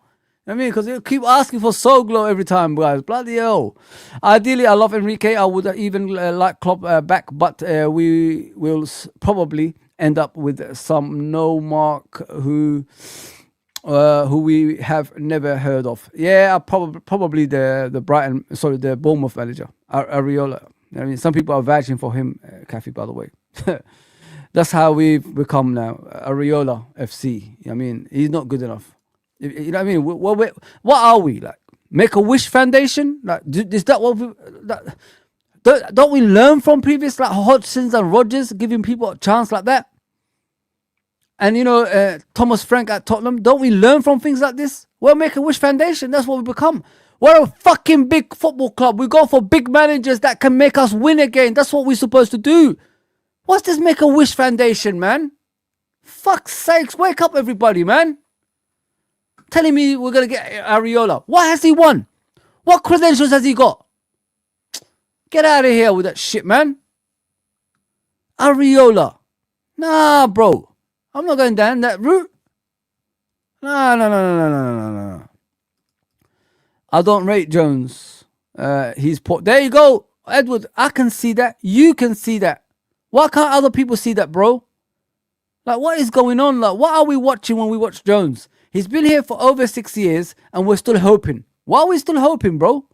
Big up, Hash, bro. I hope you're okay. I'm fucking devastated, bro. I'm dying here, bro. I'm disappearing on this chair, my guy. Yep. Yeah. We're finished, aren't we? We are finished, bro. Yeah. Defection and the gaslighting is useless as is. Yes, Mr. Alexandra. We are done, man. We are absolutely gone. He never takes responsibilities. You're right. You're spot on, bro. He never takes responsibilities as head coach. He's always blaming other people for his shit. Man, we're done, man. I'm worried. I am really, really worried. Please like, share, and subscribe, everybody. Please like, share, and subscribe. That should not be happening. McAllister is surviving the whole game. Like, he's surviving almost the whole game. Almost the whole game. And yes, Curtis Jones was injured, but the change to make at halftime wasn't Isak. It wasn't Isak. You should have taken off McAllister, because he wasn't doing nothing in midfield. Gravenberch's doing his running for him, and Szoboszlai's doing his running for him. And then you should take off McAllister because he's offering nothing to the game. Put Wirtz in the 10, not McAllister. Put the 10 in the 10, Exactly. and then put Rio. The front line always should have been Rio and Salah. It should have been those two on the wings, and whether you play Ekatike Exactly. or Isak, you choose which one. Or even Gakpo. It don't matter. You know what I'm saying? Have our two outlets in the wide areas. PSG's weaknesses were the wide areas. Yep. Nuno Mendes came off injured. They were weakened in the wide areas, and still we tried to play through the middle. We don't score goals through the middle. We don't score goals from open play. We're the worst coached attacking team in open play, and you thought PSG was the game to... Oh my days. You guys thought PSG was the game to experiment. What is wrong with him?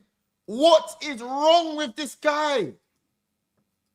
There you go, people. Experiment FC. That's what we become, man. It's beyond belief, honest to God, like how bad we are as a football club. Really, really bad, guys. What? Florian Wirtz didn't have the greatest of games, but he played everywhere but the 10. Everywhere but where he's supposed to be playing. When he was out on the left wing, he's coming to collect the ball in DM or coming to collect the ball at left back, and there's no one on the left wing. When Salah comes on and we actually have a right winger and a striker in Isak, Wirtz is on the left, we don't even have pace on the left. He should be playing in the middle for McAllister at half time, and then even bring on the left winger, bring on Rio. Bring on Rio. Or even if you don't trust Rio, bring on Gakpo, bring on someone who allows the 10 to be a 10. And then maybe Isak won't get 5 touches again. Just maybe. Why do we spend so much money on a striker when we don't play the striker? We don't even spam crosses like we did when... Exactly, he's right about that. Like, you bought Isak because he's a target, man. You didn't buy Isak to be Firmino, you know what I mean? So, this is what I said about Isak, guys. I love the guy. Don't get me wrong, Isak is a fantastic player. But I'm more suited to Alvarez. You know what I mean? Because Alvarez is the type of player that can play as a number 9 because he's so clinical. He's so clinical. And he could also play as a number 10, like a Firmino drawn role as well. And he could play out wide as well. And he's a set-piece specialist. So you're getting 3 players in one. He's more that's why Liverpool chased him the season before. Because he's more suited to Liverpool than any other striker. That 125 million could have went to Alvarez and they would have accepted that. They would have accepted that. I swear Atletico would have accepted that. That's a lot of money, guys. Think about it, man. They would have accepted that money. Or, you know, get Isak and Alvarez. Maybe some down that route instead of Ekatike. But nobody looks at that, man. Nobody looks at that. To be honest, I want Edwards and who's gone? Me too, Cafe, me too. Laptop geeks. Yeah, that's what they are, bro. This is what you're listening to nowadays. Like, you saw what Nick has put up, the dislikes and the subscription and everything about Redmond TV. I was never wrong about them, man. I was never wrong about them. I know what I see. No so again, please, guys. Like, come on, man. We've got to do the stream, don't we, man? Yeah, let me just go and see the people that haven't read their messages. Appreciate everybody that's on. Let's continue with the messages. Big up, man. Big up, Mr. Touchline, my brother. I hope you're okay, my guy. Yeah, and Alvarez can lead a press. Yeah, there you go. Exceptionally, yeah. That's see the football we're thinking, Chris. We're thinking like footballing people. He could adapt to games. That's a proper football like that you need up front. That's why Firmino was so good for Liverpool. He was willing to sacrifice his game for the sake of the team. And that's what Alvarez does for Atletico. If you watch him right now, he sacrifices his game, which he's a number 9 normally, for the sake of Atletico Madrid. That's why they're winning, bro. Because he's performing in that level and he's hardly injured as well. But nobody looks at that, bro. Why can I see that? Why can you see that, Chris? Come on, man. Like, ask everybody. Chris, I don't know if you've been here before, bro. When people say there's no striker out there for Liverpool to buy, last season this was, I said Alvarez straight away. I said he's suited to Liverpool Football Club all over everywhere. And now look, he could have been the one, man, that could have got us more titles if this club was clued on upstairs, like we used to be in the past, like Kvaratskhelia. If you look at Kvaratskhelia, He's the most Liverpool player out there that you've ever seen in your life. Why didn't we put a bid in for him when he was at Napoli? Why did we let PSG sneak in and take him away? We normally get players ready way in advance. We already had a dealing with that football club and that player. Like we did with Diaz, like we did with Mane, Salah, etc. But this time we don't do that anymore. We're not that club. We're still run by the same people that used to do that, like Michael Edwards. How did Kvaratskhelia end up at PSG? Doesn't make any sense, bro. Imagine Kvaratskhelia and Alvarez at Liverpool Football Club right now. We'll be laughing, bro. Come on, man. We'll be ahead of everybody. League title, Champions League already in the pocket. We don't even do that. Oh, man. Abdul, what are you saying, man? We don't need a lower table managers. We need world-class. Of course, we are a world-class club. 100%, bro. I'm not here for areolas and Make-A-Wish Foundation, bro. I'm not here for that shit, man. I can't do things like that, my guy. Come on, man. We've got to wake up, man. Telling me about areola. What the hell are you watching, man? Graf, Sobos, Jones got to go. I can't stand any of them, bro. I like Sobo, of course. Gravenberch, I'll give him a chance, but Jones, bro, I don't know what people are watching. I really don't know. 6 years to 7. He's 25 years old, has a haircut of a 17-year-old, and you're telling me I got to take that guy seriously when he doesn't even take his own life serious? Come on, man. Come on. We ran out of ideas and just gave the ball to Trent. We don't even do that anymore. So we don't feed the striker, yet we spend so much money on one. It's so stupid. It doesn't make any sense. The manager is brainless and he has to go. He's turned us into these cucks.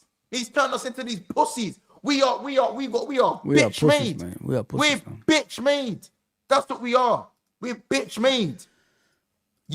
Guys, I would gratefully like if you subscribe. You know what I mean? I don't want you just to pass through. If you don't like me, it's fine. Just hit the like for me, man. Big up, Jabi. What are you saying? LFC going to have to accept it's going to take Javi 12 months to sort this out. We are going to go through the Man U pain. Alvarez is going to Barcelona. His wife doesn't like the weather. Money talks, bro. You know what I mean? Money talks. But once you come to Liverpool, every wife loves it eventually, don't they? Let's just be realistic here. I'm not talking about getting him now. That's what we should have got, I said. I don't think it's as bad as you think it is, Javi. I honestly don't think it's as bad as you think it is. I think we have a disease. Don't get me wrong. His name's Arne Slot. I think the players are still good enough to win championships. It's just the tactics doesn't suit their game. That's the problem, bro. They need someone that's a man manager that can get them back up as a football club. You know, when something is going down, demeanor, your body, you need something that could give you that inspiration to get you back up to the standards that you're at. These players are not old, bro. Some of them are still 22. Some of them are 25. You know what I mean? They're not that old, majority of these players. Apart from McAllister, who's I think around 27, 28. That's not even old, you know, he's in his prime. So they just need a lift. This football club just needs a lift, bro. That's all. So don't give up, man. I think if Javi comes, I think he could do some damage, bro. I honestly think that FSG don't want to spend the type of money every window. That's what I'm saying. This is what I said. A real club that's interested in winning, bro, they will spend what it takes to get those players through the door that needs to get us to the next destination. What I would do, yeah, I'll buy the right players in the beginning and then buy youngsters that's similar to those players. So you could have them in the under 21s and then they could have their time in the first team now and again. If you know what I mean? Play them to get to understand, you know, how Liverpool works. And then eventually when the senior players leave, you're there already taking their place. That's what you do if you don't want to spend money. And they don't even think like this. I mean, Liverpool in the 70s and 80s, guys, like, they were way ahead of their time. That's what they used to do. Jimmy Case leaves, Sammy Lee comes in. Kevin Keegan leaves, Kenny Dalglish comes in. John Tashak leaves, Ian Rush comes in. You know what I mean? So before that, you could say the same thing. Ian St. John and Roger Hunt leave, Toshak and Keegan. Kenny and Rush. Beasley and Aldridge. Fowler and Collymore. You know, we used to do this every single time. We could go back to things like this. But we don't do that now. Like, everybody thinks like spending millions and millions. No, you got to be smart. Get the players through the door while they're young. who are similar to the players that's in the first team. Then you could do a transition while they're still learning under that player. Then you don't have to spend a lot of money. But the thing I'm trying to tell you guys is the winning part, which is a taboo for FSG. They don't want to be in the limelight of winning. That's the whole point of this. Because if you're interested, why is a little old me, little YouTuber over here, telling you what you should have done in the beginning of the season of this one? You should have reviewed the season, see our strengths and weaknesses, what we need to improve on. At the same time, you look at your rivals. What is Arsenal going to improve on? What is Man City going to improve on? What is, these other teams like Aston Villa, Tottenham, all the lower teams, what are they going to improve on? Well, how can we beat those teams that we struggle to beat, like Nottingham Forest, like Bournemouth, like Brentford? How do we beat these teams? That's what you do. That's how you review things. Why little old me can think like that? And what do we have to do to get rid of the likes of Arteta and the likes of Pep Guardiola? Win the league again. Because Arteta, his whole stay at Anfield is at the Emirates is to win the league, right? Is to regain after 24 years to win. Is it 22 years? Sorry, is it 22 years? 22 years, yeah. To win the league again. He went all out, got all these players, 3 players for every position Arteta's got to win the league this season. So you already know what their intentions are for the season. So if you get rid of the likes of Arteta and Pep Guardiola, which looks like Pep Guardiola's last season already, you've got that segue to dominate. Why is little old me thinking like this? And my football club, which has millions, billions, and people get paid thousands a week, don't think like that. Do you get what I'm saying, guys? That's what you do as a football club. You think how to become the best and how do you get rid of your rivals, and we don't even do that. Come on, man. Little old me is thinking like this, but my football club who have all these people around it don't think like this. Something is wrong, man, with this picture. Something is wrong with this picture, man. Honest to God. European heritage, European royalty. I didn't see none of that. Don't get me wrong. The boys weren't even that bad today. I don't think the performance was horrible. I think Konate was very good. I think Gravenberch was probably our best midfielder at times, driving through the middle, winning the ball back. I think his end products wasn't good enough, but he was our ticket into the PSG half on that half turn. I think Salah was decent today as well. Rio wasn't too bad when he came on. I think he struggled against Hakimi, if I'm being honest with you. And I think Van Dijk wasn't too bad either. Mamardashvili wasn't too bad. I don't think there were bad performance all around the pitch today. I think Frimpong struggled. I'll come back to the comment. I'll come back to the comment. But again, not that bad, pretty decent. It's not really good enough as a collective. And again, we're just doing this whole thing where we look like we're dangerous, but we don't actually do anything. Yep. You know what I mean? We had opportunities and it came through Salah, but again, it was because he had to be subbed on, not because he was actually started. These tactics stink. It stinks. And the manager's decisions, they stink. These decisions stink. McAllister saw pitch for way too long today again. McAllister shouldn't be playing. Play Wirtz in the middle. Play him where he needs to be playing. Grav, Wirtz, Szoboszlai. That's it. We had Frimpong at right back today, Gomez at right back, and Szoboszlai at right back. Granted, the third one is probably because Gomez was injured. As I said, I understand that. But it's just not good enough. Like, we spent 200 million on strikers. One of them's broken his leg. The other one's popped his Achilles. You can't write it. And as for the referee, I didn't want to really speak about the referee, but he was given every little touch, every nook, every cranny, every little bit was a foul. But the foul that you saw in the box, you thought, oh yeah, let's overturn it. Again, it's a soft penalty. But if you give it, for me, you got to stick with it because it's not a clear and obvious error. That's the bottom line. It's not a clear and obvious error. Exactly. It's not. You can see the leg to leg. There's contact.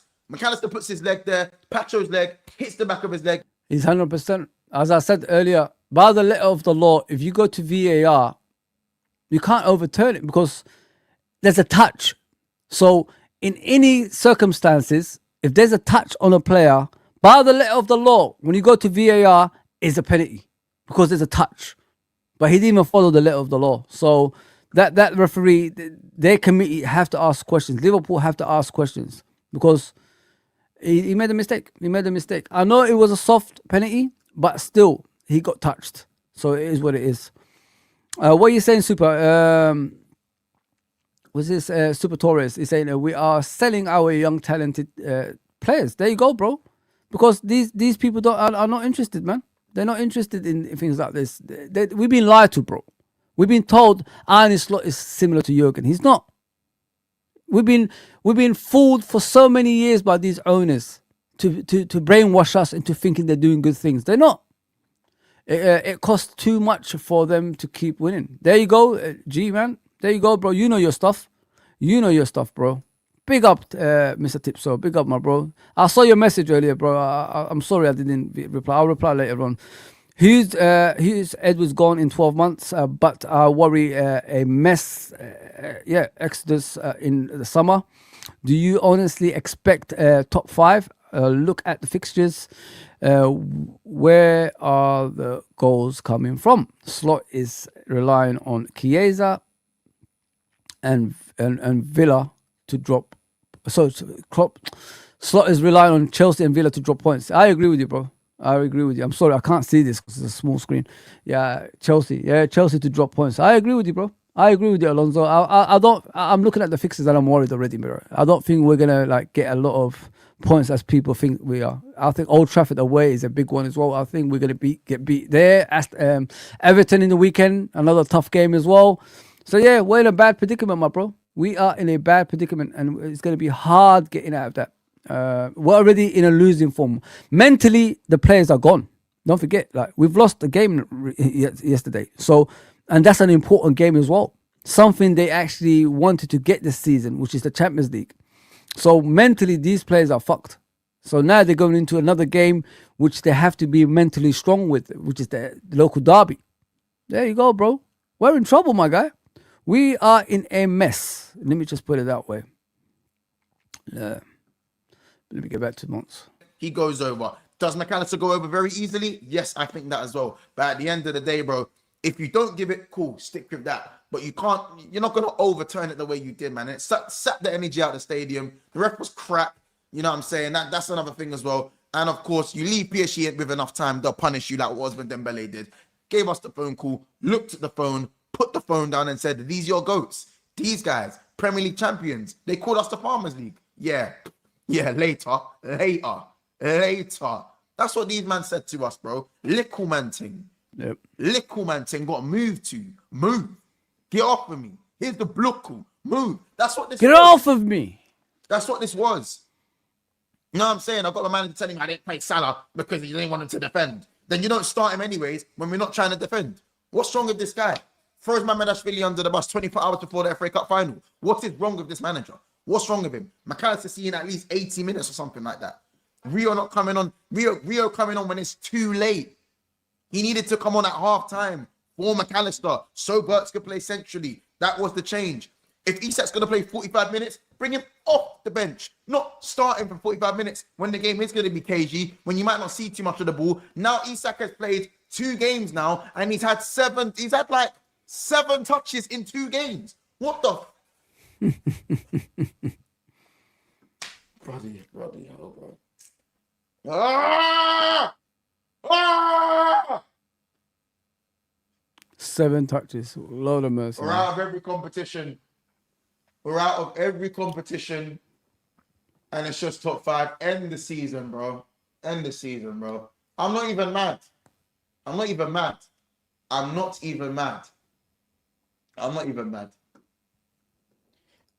Gravenberch, way off target, rolling into the keeper's hands. Man, I'm just not getting clean shots off. The ball striking the season as a whole has been terrible. So yeah, man, I don't know. I don't really know anymore. I've not got much more to say. Konate, Gravenberch, probably 2 of the best players today. That was it. Salah was decent. Mamadashvili was all right. Beaten easily for the goal, I guess, but the goal came at a time where I think the boys had let their guard down and PSG just had that quality, really. I think we also come across a team who just had better quality than us. They didn't have to be good. They didn't have to play great. They just had the quality in moments, and that is Champions League knockout football. Be better in the moments, and that's that.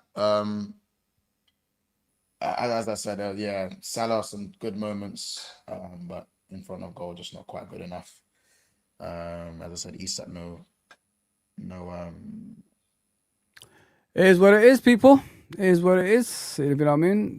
This was always coming. You know, you take risks. You're negligent as a football club. This is the end. I'm afraid to say, guys. Like, we're in trouble, man. We're in desperate trouble at the moment, and I wish we had a strong manager. You know what I mean? Because if you look at when we had a strong manager, players always take instructions. Players perform in a higher level. But when I'm looking at us now, right now with a weak manager, guys, it just clearly shows he's out of his depth. He can't do the basics, man. I don't believe this noise about slot safe. Look who is saying it. All briefed by FSG, and it is to give them room in May to say Slot tried, but he wants a new opportunity. It is all stage theatre. I wish it's true, Jobby. Yeah? In normal circumstances, I wish that's true. The reason I say is all heading towards the direction that he's staying is because we've seen this before. FSG have a past. They have a previous, bro.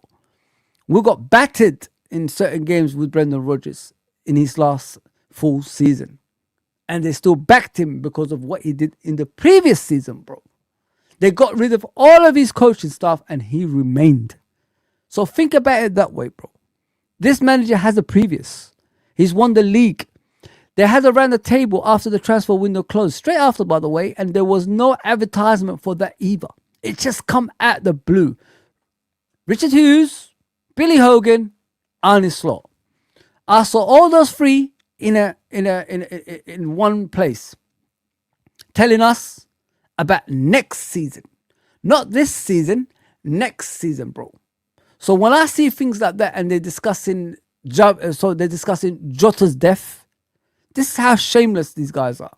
They're discussing Jota's death and they're telling you about what was it as well. Not just Jota's death. They were telling you about the players. They just don't. They need time to transition into Liverpool players and all this stuff. When they're telling you things like that, and they're willing to sacrifice other competitions just to remain in one competition, and listen, when things like that is happening, it just leads to one direction, and that is him staying next season, bro. Wake up, man. I've seen this. They've got a past. If they didn't have a past, then I'll say, you know what, you could be right. It's the past experiences I had with these owners, man. They give me headaches. A lot of headaches in the past, bro. Did anyone see the ref was looking at F4? I didn't see that, bro. I did not see that. I'm telling you guys, like these guys, they brainwashes FC. They just love to brainwash our fan base, thinking, oh, we're still gonna be, doing good things. They're not doing good things, man. Liverpool, Fozi, we could be in the same dark times slot talking about the summer.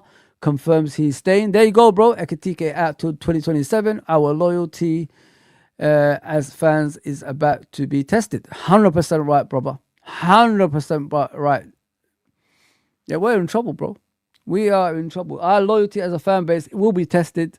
It's not just tested, bro. Like, it will separate the men from the boys. You know what I mean? Who's really a Liverpool fan and who's here for, clout? Who's here for clicks? Who's here for, backing this nonsense that we're watching? We're going to see, man. We're going to be tested. Jurgen is no longer here to save you, my brothers and sisters. Jurgen is long gone, people.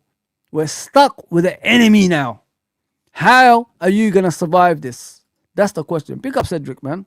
Pick up my guy. What do you say, man? Big up Fozi. Think that Slot is destroying our players slowly. Maka, Gravenberch, they didn't just get all for all.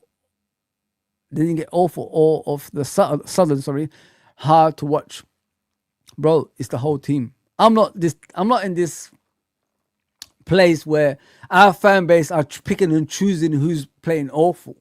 I'm here about the team in general, bro. The whole team is shit. And people need to wake up to that. Stop blaming individual players. The whole team is dead. They've killed our team. You know what I mean? Wake up, everybody, man. I don't need to explain this to you. Just wake up. This is Thierry Henry talking about Liverpool, yeah? Thierry Henry on Liverpool. In my whole career, I've never seen a club spend 500 million and become this bad.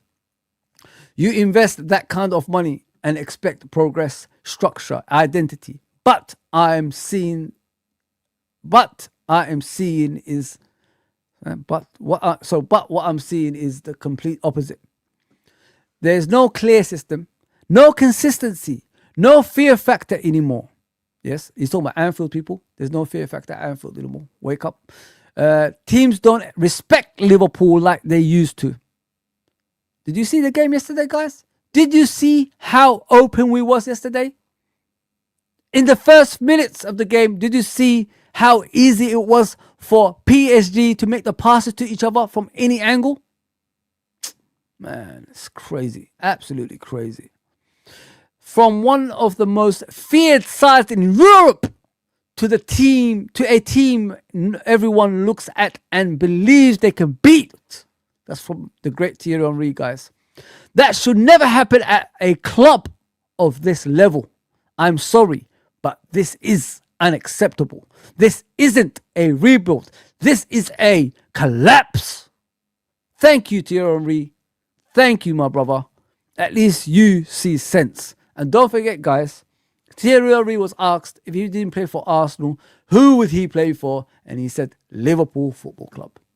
The guy has, this respect for our football club.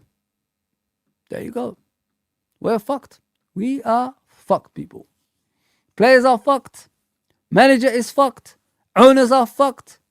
Recruitment team is fucked. Analytic team is fucked. Everybody's fucked. You know what I mean? And we keep getting this as well. Look at this, what we're getting now. Like, just to avoid, what's happening right now. Look. We're still getting this shit. Where is it? Look. Ibrahim Konate. We just lost to fucking PSG in the Champions League and we're getting Ibrahim Konate props again. Liverpool defender Ibrahim Konate is close to agree a new deal contract to stay at Liverpool Football Club. Yeah, right, okay. The 26-year-old France international was expected to leave this summer, but could now sign 4-year extension. There you go, people. This was about how many minutes ago? There you go. 11:54. So about an hour ago, something like that. There you go, people. There you go. Coming to an hour. This is the mess we're facing, man. Every single time there's a problem, there's always a savior somewhere, somehow, isn't it? Let's listen to this guy. He makes a lot of sense, man. I like him, man. Let's listen to what he's saying. This, you never walk alone, Reds. Please subscribe to him. The music, man. I can't do the music. 0 PSG 2. This was a watershed game, a defining game in the tenure of Arne Slot, and I have a lot to say about it, not just about tonight's game and result. I want to talk more broadly about the whole situation, so please bear with me when I go through a few things about today and where we're at. So make no mistake, we are out of the Champions League, not so much because of tonight, but because of the shithouse tactics and cowardly approach of Arne Slot in the first leg. Say it, mate. Let's put it into perspective. We didn't score a single goal in this tie.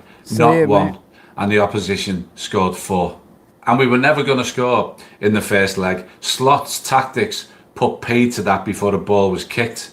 But the fact is, at home, under the lights at Anfield on a European night, we didn't score there either. And the opposition scored 4. But we're lucky to have got away with that based on that first leg. And it was the 17th defeat of the season. So, Slot started with... That's one thing people haven't looked at yesterday, guys. Big up Becky. I'll see you there. Please subscribe to Becky's channel, guys. She is amazing. I did a couple... I don't know if it's a couple. We did a stream together with... I did a stream together with her in Jamie's channel. Amazing. She knows everything about Liverpool. I'm telling you guys. So please go subscribe to Becky. What a lady. What a lady, man. Yeah, I don't know if you guys noticed yesterday. Let me just bring it. Let me just give you something out there. The atmosphere before the game, the atmosphere during the game, and the atmosphere after the game wasn't Anfield yesterday, guys. It was a different stadium. I've never seen a football club like Liverpool on a European night behave like we did. European nights are special at Anfield. European nights brings everybody together. European nights, we outshout everybody. They could hear us all the way at Old Trafford from Anfield. That's how loud we normally are. The football club is gone, man. It's disconnected. The fan base is disconnected, guys. I've never seen Liverpool fans go into a game quiet before. And what I saw yesterday before the game, during the game, and after the game was not Liverpool Football Club. Once things like that happen, the worrying, the alarm, it's alarming, and the worrying signs are there. I'm worried now, guys. I'm really, really fearing what's to come at Liverpool Football Club. When the faithful Liverpool fans are quiet as they are, especially in a European night when we need to get back into a game, something is wrong at our football club. Believe me, guys. Just look into the game yesterday. Go back if you recorded it and listen to the crowd. There was no atmosphere yesterday. From the beginning, in the middle, and the end. Scary times ahead, man. No Salah, no Robbo, no Rio. Players that I had picked that I thought could make a difference in this game. Instead, he started with Ekitike and a clearly unfit Isak. Two strikers with Kerkez drafted back in and Frimpong to offer pace and width, or at least that was the plan, I think. But it didn't work. Kerkez tried hard, worked hard, but doesn't have the attacking quality. And Frimpong had a game to forget at right back. But after refusing to do it all season, Slot goes with a diamond, or some version of a diamond anyway. But after not doing it, why did he choose tonight to finally do it? He didn't even do it at the weekend. Now, before I get into the rest of it all, I do want to say that the Anfield crowd, as always, were absolutely brilliant. That "You'll Never Walk Alone" at the beginning really actually sent shivers down my spine and through my whole body. It really did. And then, of course, there was the wonderful Hillsborough mosaic with the anniversary tomorrow. A magnificent tribute from most of the French fans too, except for the few dickheads who decided to scream towards the end of it. Why did you stay quiet for 45 seconds and then do that? Yeah, that was weird, that one, to be fair. Big up, Mick, man. I hope you're okay, my bro. I hope you're okay, my guy. Big up, my guy. So let me just read for the comments. I don't think that crowd was as loud as he says it is, but you guys just need to look back. That was not Anfield that I remember. I swear to you guys. From what I used to watch in the past seasons, to me, it was very, very reserved, kind of, shouting, and they just didn't believe. Anfield believes. We shout. We fight. We scare oppositions. Yesterday, that did not look to me Anfield to me, but that's how I saw it anyway. Everyone says another lights at Anfield, but we haven't won a knockout tie since 2019 at home. There you go, Anfield, bro. There you go, bro. Makes sense, man. Gobshites. But anyway, a wonderful tribute from 99% of the crowd for the 97. Yes. Right, so let's get on to the game. We started safe, and we started without the required intensity or the required intent. I said in the pre-game, our only chance was to put them under the cosh from the first whistle, unnerve them, get the crowd going, but we didn't. And there were reasons why we couldn't get a real foothold of the game in that first half. Several reasons. I'm actually going to go through them in a minute. But I'll start by making one observation from very early in the game. Ekitike had the ball out wide, looking for an option. And we had about 5 men in and around the PSG box. This was in the first 10 minutes. And Ekitike looked up.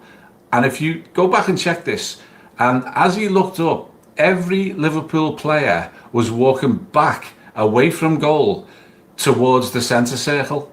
Every one of them. He had nobody to hit, so you know what he had to do? Knock it back to the halfway line, to the defender. That was symptomatic of much more to come. Then after about 10 minutes, I was watching this unfold in front of me. Every single PSG pass was made to one of their players who had 3 yards of space, because no Liverpool player went within 3 yards of them. So they were passing around the midfield, probing, but every pass could find its man because every single Liverpool player stood off them. So even if they'd knocked the ball, they'd misplaced the ball, let's say they'd knocked it 2-3 yards the wrong way, they still would have got to it because every Liverpool player stood off. And this is symptomatic of Arne Slot. There was no pressure from any Liverpool player. There wasn't any Liverpool player even trying to make a duel, never mind win one. There was no snapping into them. There was no unnerving them. And they were just picking passes at will. And then we had our heads in the cloud. They got a throw in and he just took it quickly. And 2 seconds later, Dembele's missing a sitter from 6 yards. That would have been it. Game over in the first 10 minutes. And then we get to 20 minutes and this is what I wrote in my notes. We're not intense enough. We're not forcing them back enough. We're not worrying them enough. Then on 27 minutes, Ekatike, the poor lad, slipped and looks like he's done some serious damage and it doesn't look good, and I really do wish him well. Anyway, Mo Salah came on at that point. Salah immediately had an impact. He put a ball in and we had actually the only really big chance of the first half. The keeper palmed it out. Virgil was centimetres away from finishing it off, and that could have changed everything. But unfortunately, we didn't manage to get the goal. Did you guys see the desire and effort from the PSG players when the ball was going back of the net? The way Marquinhos stopped Virgil from scoring. See, this is what I'm saying, guys. If it's the other way, we don't do things like that. We just stand still and let the team, score, really. So this is what I'm saying. The effort and commitment from these players that they used to have they used to be under, obviously, Jurgen doesn't exist anymore with this new head coach. It's just awful. Everything we do is awful, man. And it just shows the players are not behind him either. Effort and commitment. That's all you ask for. Fight for the, for the ball. Make sure when they shoot, you block it. You look at the PSG players, each time we shot, there's a player there blocking the shot. When it's Liverpool, look at the Dembele goal. What did McAllister actually do? He got wrong-footed, couldn't recover, and then Dembele just picked his, obviously, position to put the ball in the back of the net. Simple as that. That's the difference between the team that we used to be to this team. We don't do much, man. We don't do much. And to be honest, it was about the only big chance we had in the first half. And I talked about PSG just knocking the ball at will and every pass finding a PSG player.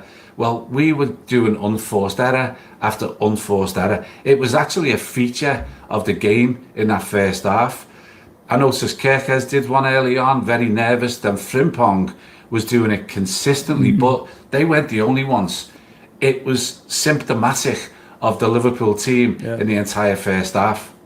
And our pass accuracy after 27 minutes was 78%. Theirs was 92%. And there was a reason for that too, because when I said the Liverpool players were standing 3 yards off the PSG players, they were only standing 1 yard off ours whenever we got the ball. So what they were doing is we would try to knock a ball forward or try something a little bit inventive, and they wouldn't even have to win the tackle. They wouldn't even have to foul.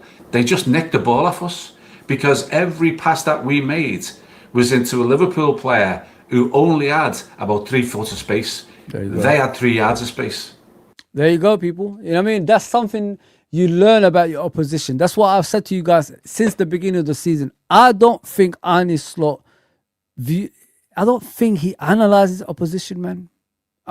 Because we can't be as bad as we are if you analyze your opposition. You go and look at your opposition, what's their strengths and weaknesses. We can't be as bad as this. You should know what Kvaratskhelia is going to do, or Doué, or Bakola, or Dembele. All these guys, you should know what they're doing on the pitch. And majority of the time, no matter who we face, guys, we always get wrong-footed on the pitch. It's always the same outcome when we watch Liverpool. Same mistakes by the same players. But, Same passes by the same players which are misplaced. Same shots that's not going in by the same players. Same defensive way by the same players. It's always the same. I've seen this game before. We keep watching the same game again and again and again. We don't improve. So why are those players always making the same mistakes? Because why? You don't train them on their weaknesses, bro. You don't watch the other players they're facing and see what their strength and weaknesses is either. So when you go into the game, you're only playing what the coach is telling you to do, which is what we're seeing at the moment. They go on the pitch, they're all over the place, haven't got a clue, and that's it. With Jurgen, at least we had a structure in place, which is every player has a player to mark. Make sure when we haven't got the ball, you stay with your player and follow him wherever he goes. But when we got the ball, make sure we all attack at the same time. That's what we used to do. Nowadays, everybody's all over the place. Mishmash, mishmash, mishmash. We don't know who we're marking. Hence why every team, when they play against us, always get joy against us. There's no way we prepare for teams, man. You can't tell me that. Gakpo does the same thing. Kirkes does the same thing. Van Dijk does the same thing. All the players do the same thing. There's no way we practice, man. No way. There's a huge difference. I should mention too, while we're not making any tackles, Alexis McAllister, yet again, takes someone out on the sideline, meaning that one of our midfield players can now not make another tackle because he's on a stupid yellow card.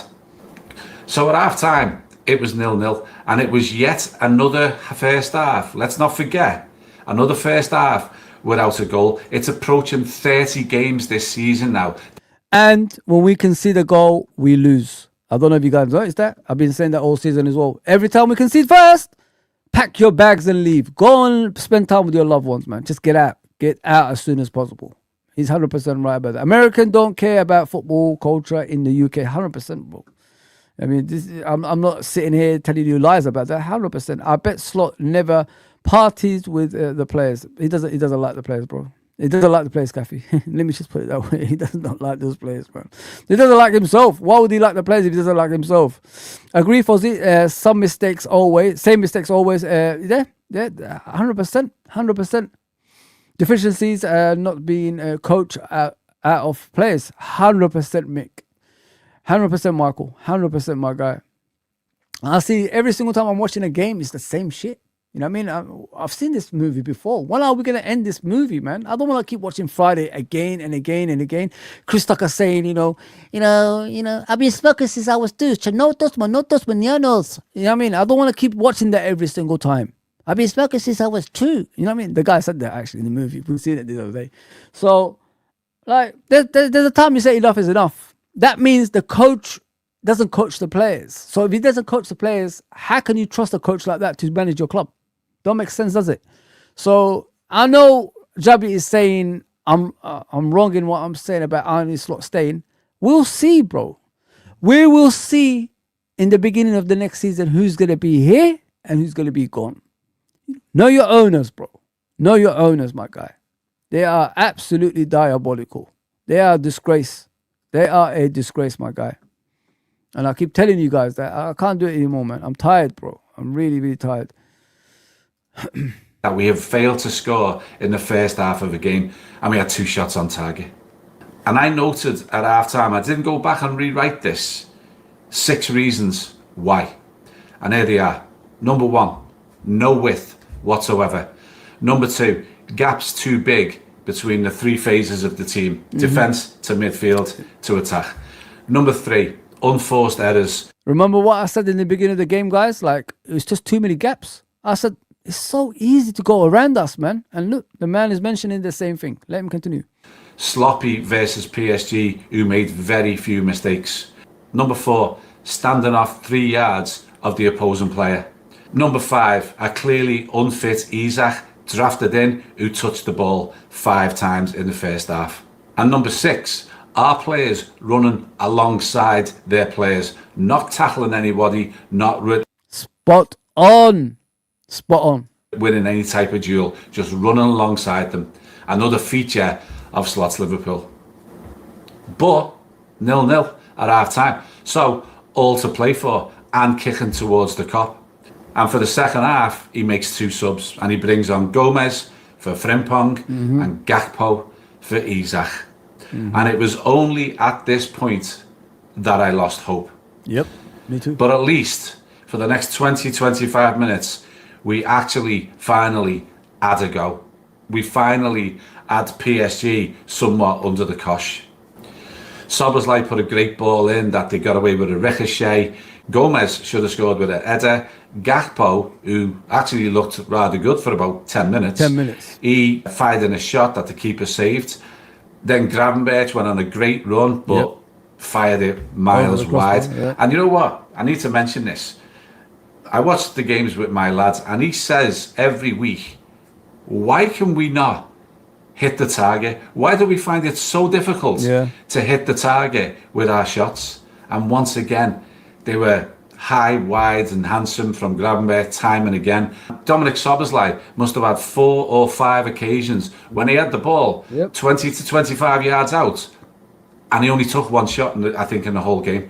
Every other time, he didn't have the bravery, I don't know what it is, to just have a go.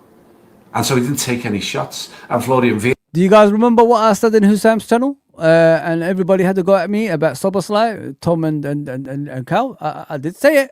I said, Szoboszlai is having a good season, my guys. He is. I agree.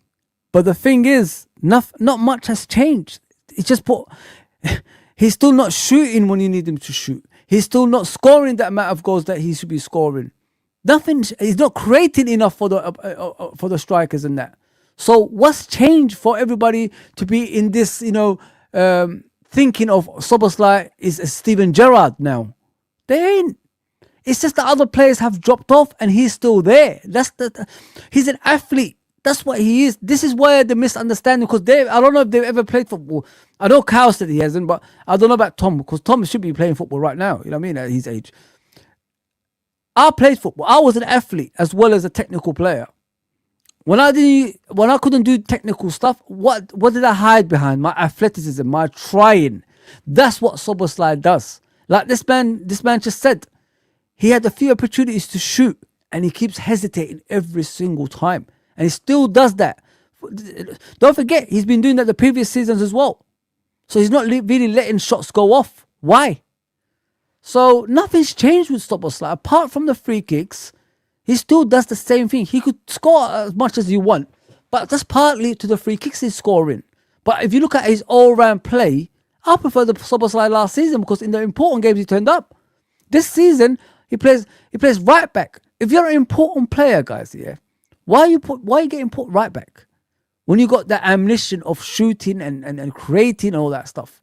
The coach doesn't even trust you, and that's what I'm trying to say. If that was Steven Gerrard in a game like this, would he be put right back, or would they say to him, go out there and take shots off like you usually do? There you go.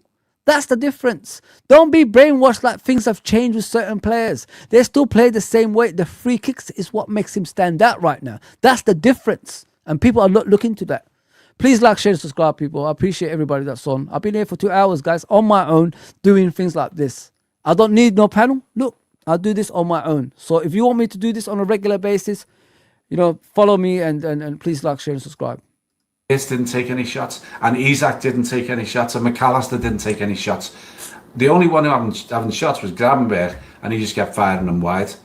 But the lack of our confidence to actually take a shot, why don't you just hit it? Exactly. Why not? What's the worst that can happen? Then there was that moment, the penalty. I root back into the game, and it was a clumsy challenge, but it was a foul, and it was a stonewall penalty, and it was an absolute disgrace that it was denied. Now, I'm not ever going to say, the reason we lost is blah, blah, blah. Of course, it's not, but that would have made the game 2-1, and that was a penalty, and that would have energised everybody. But instead, VAR decided for some reason to question it, and they decided to have the referee go and check it. So what they managed to do in that one moment was deflate the Liverpool crowd, deflate the Liverpool players, and at the same time motivate PSG. All done in that one moment by denying a penalty that was a penalty.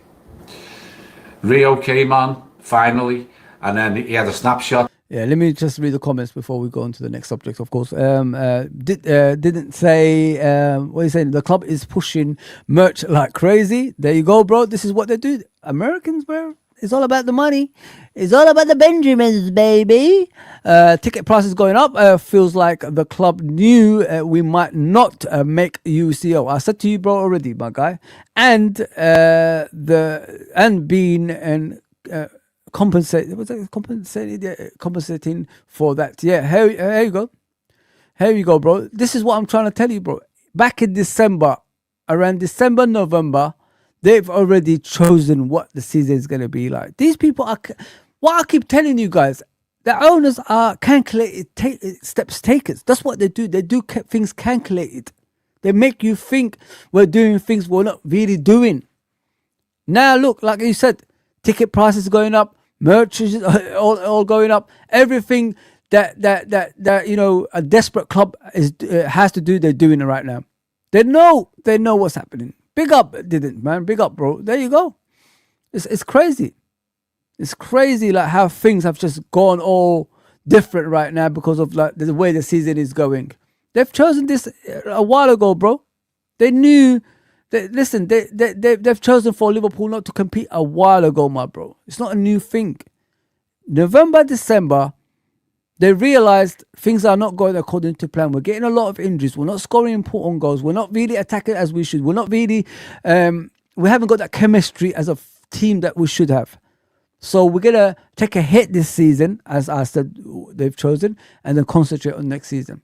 That's why Arne Slot is smiling every week. And he's saying the future is bright. There you go. Agrees, Fozi. He hates the players. Listen, I'm not going to sit here. How can any coach that's great hate players who are trying for you? Doesn't make any sense. You know what I mean? So imagine like you're in that environment, Kathy. A manager doesn't like you. Are you going to try that hard for that person? In work, I wouldn't. I mean, I'll do, you know, the base, well, what I've been brought for. I won't do the above and beyond because I like someone. I'll just do my own thing. That's it. That the keeper just about kept out, but we're still having a go. But it was only for 25 minutes. But then the inevitable happened because, let's face facts, we hardly ever score, and we didn't score again today, and we always concede. And on their first break of the second half, we just stood off them, and Dembele looks up, just shimmies it to the left. No one's challenging him. McAllister does one of them, and he just fires it into the corner. First shot on target in the second half. It's 3-0, and it's game over. And why? Because he was 25 yards out, and he had a go. He had a pop. He had a shot. He had the confidence to have a shot, because what's the worst that can happen? And the best that can happen is you put your team 3-0 up. That was it. We basically threw in the towel. But then, in the 91st minute, almost to prove a point, it was another loose pass. This time from Dominic Szoboszlai. They broke a pace, knocked it across. Dembele couldn't miss. And we go down 2-0 and 4-0 on aggregate with a whimper, really, because in 190 minutes, we actually showed up for 25. So let's get to the crux of the matter. I said before the game, any chance of winning this will be on the players 100%, and the fans, and would be in spite of the coach. And make no mistake, what we saw today was the culmination of what Arne Slot has done to this club, has done to this team, has done to this squad over the best part of the last 16 months. What we saw across the two legs was everything that Jurgen Klopp had instilled in the players. Belief, energy, high quality, organisation, chemistry, heart, all dismantled by Arne Slot. He won the league with 100% Jurgen Klopp's players and Jurgen Klopp DNA. And since then, he has dismantled the academy. He's destroyed the high press game. He's destroyed any intensity. He's destroyed morale. And the big one, the really, really big one that has resulted in all of the above, he has gone about systematically dismantling Jurgen Klopp's squad.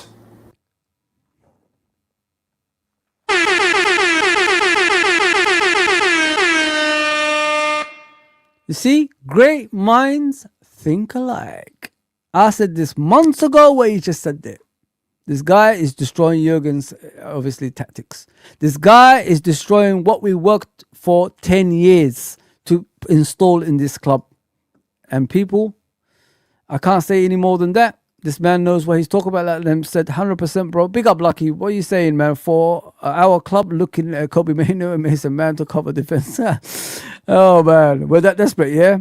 Yeah, listen, Everton, listen, they're going to beat us, man. They're going to beat us. What you guys, what are you saying? So with you guys, you got a lot of bad injuries. Big up, Lucky, man. Well, it's so bad, man. I'm just going through the comments, guys. Apologize. Very worrying, no defense. It's a lot of worries, man, at our football club now, man. Glazers out. Manchester United fan. Big up, Lucky, man. Yeah, please like, share, and subscribe, people. If you're new, appreciate that. What are you saying, Mr. Copfather? Slot tells them not to shoot outside the box. Look at the hesitation of the players, bro. They do it every single time. Oh, can I shoot or not? That kind of thing. Come on. You got to let players do their natural thing. You know what I mean? And then you probably get rewards after that. A deflection could take a goal. A keeper might parry it and someone might, put it in. Things like that. That can happen, man. That can happen. Big up my guy, Lucky. Big up, bro. We say Kobe Mania looking to come first before Mason Mount can get on the pitch. Yeah, Man United are in trouble at the moment, bro. Yeah, big up Nims, bro, guy. Just going through the comments. Ekatike, really bad leg. Yeah, he looks like 8 months, 9 months, bro. Is that something I said? The penalty. Yeah, that's what I said, bro. In the letter by the law, that's a penalty, bro. Yeah, he did deflate us, bro. To be fair, you're right about that.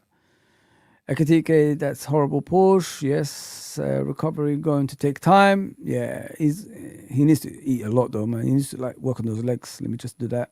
Is that something we said, Fozi? There you go, Cop Father. There you go, bro. All clubs players need play freedom. Yeah, no fear. 100% Lucky. 100%, bro. No doubt about that. I mentioned the Klopp kids are gone. So too are Lucho and Darwin and Harvey Elliott. And now you can add to that Andy Robertson and Mo Salah, who have said, sod this, I'm off. The only Klopp players that are left are the 3 Dutchmen, plus utility man Joe Gomez, Macher, Soboslai and Kanate. Gomez, of course, today was brought on and then taken off. There's also Endo, but he's been frozen out along with Robbo, as was Darwin, as was Harvey Elliott.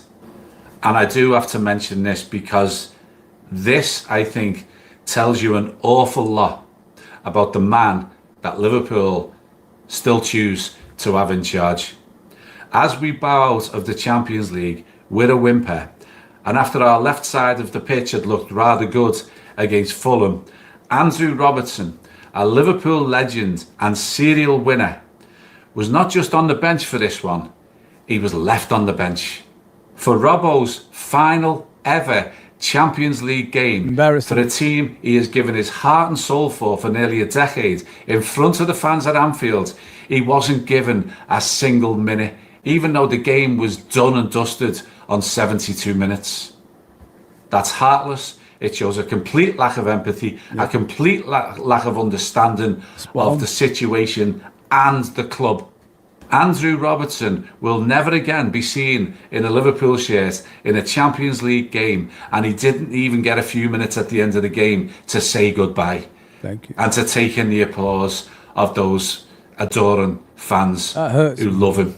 That's got to be now, because man. That manager, that coach, didn't even put him on. And finally, here's where my head was before the game today. If we win, fantastic. We're on to a semi-final, and I would have been dancing. Honestly, I would have. But if we lose, and if we lose deservedly, which we did with another 2-0 defeat, then surely it must signal the end of the Arne Slot experiment. Exactly.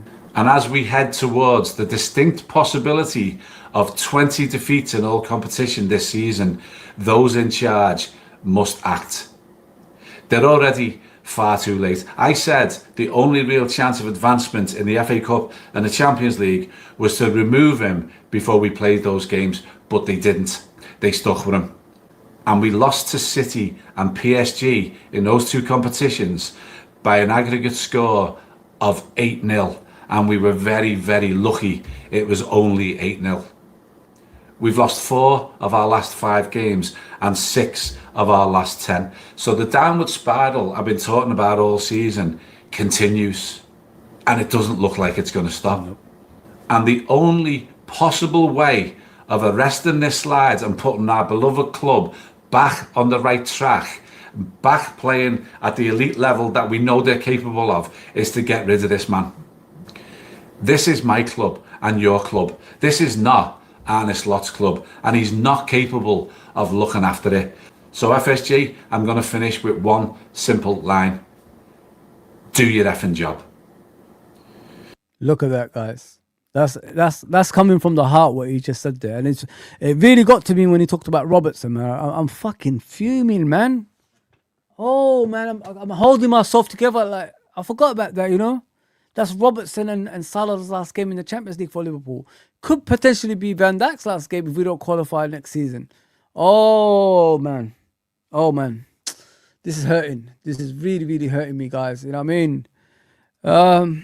As Kathy says, we are playing on Klopp vibes up to 2025 February. Then a slot changed the game plan. We became shit. Agreed, Kathy. Agreed, Fozi. Same mistakes always. Yeah, I saw this one. Sorry about that. Appreciate everybody. So, guys, I can't go for 3 hours, man. But you know, it's easy for me to do things like this. I could do as long as I want because I'm a proper fan. All right, guys, like, share, and subscribe. And I should be back maybe sometime tonight. Don't know. Very soon. And I'll see you soon. Take care, everybody. Appreciate you as always.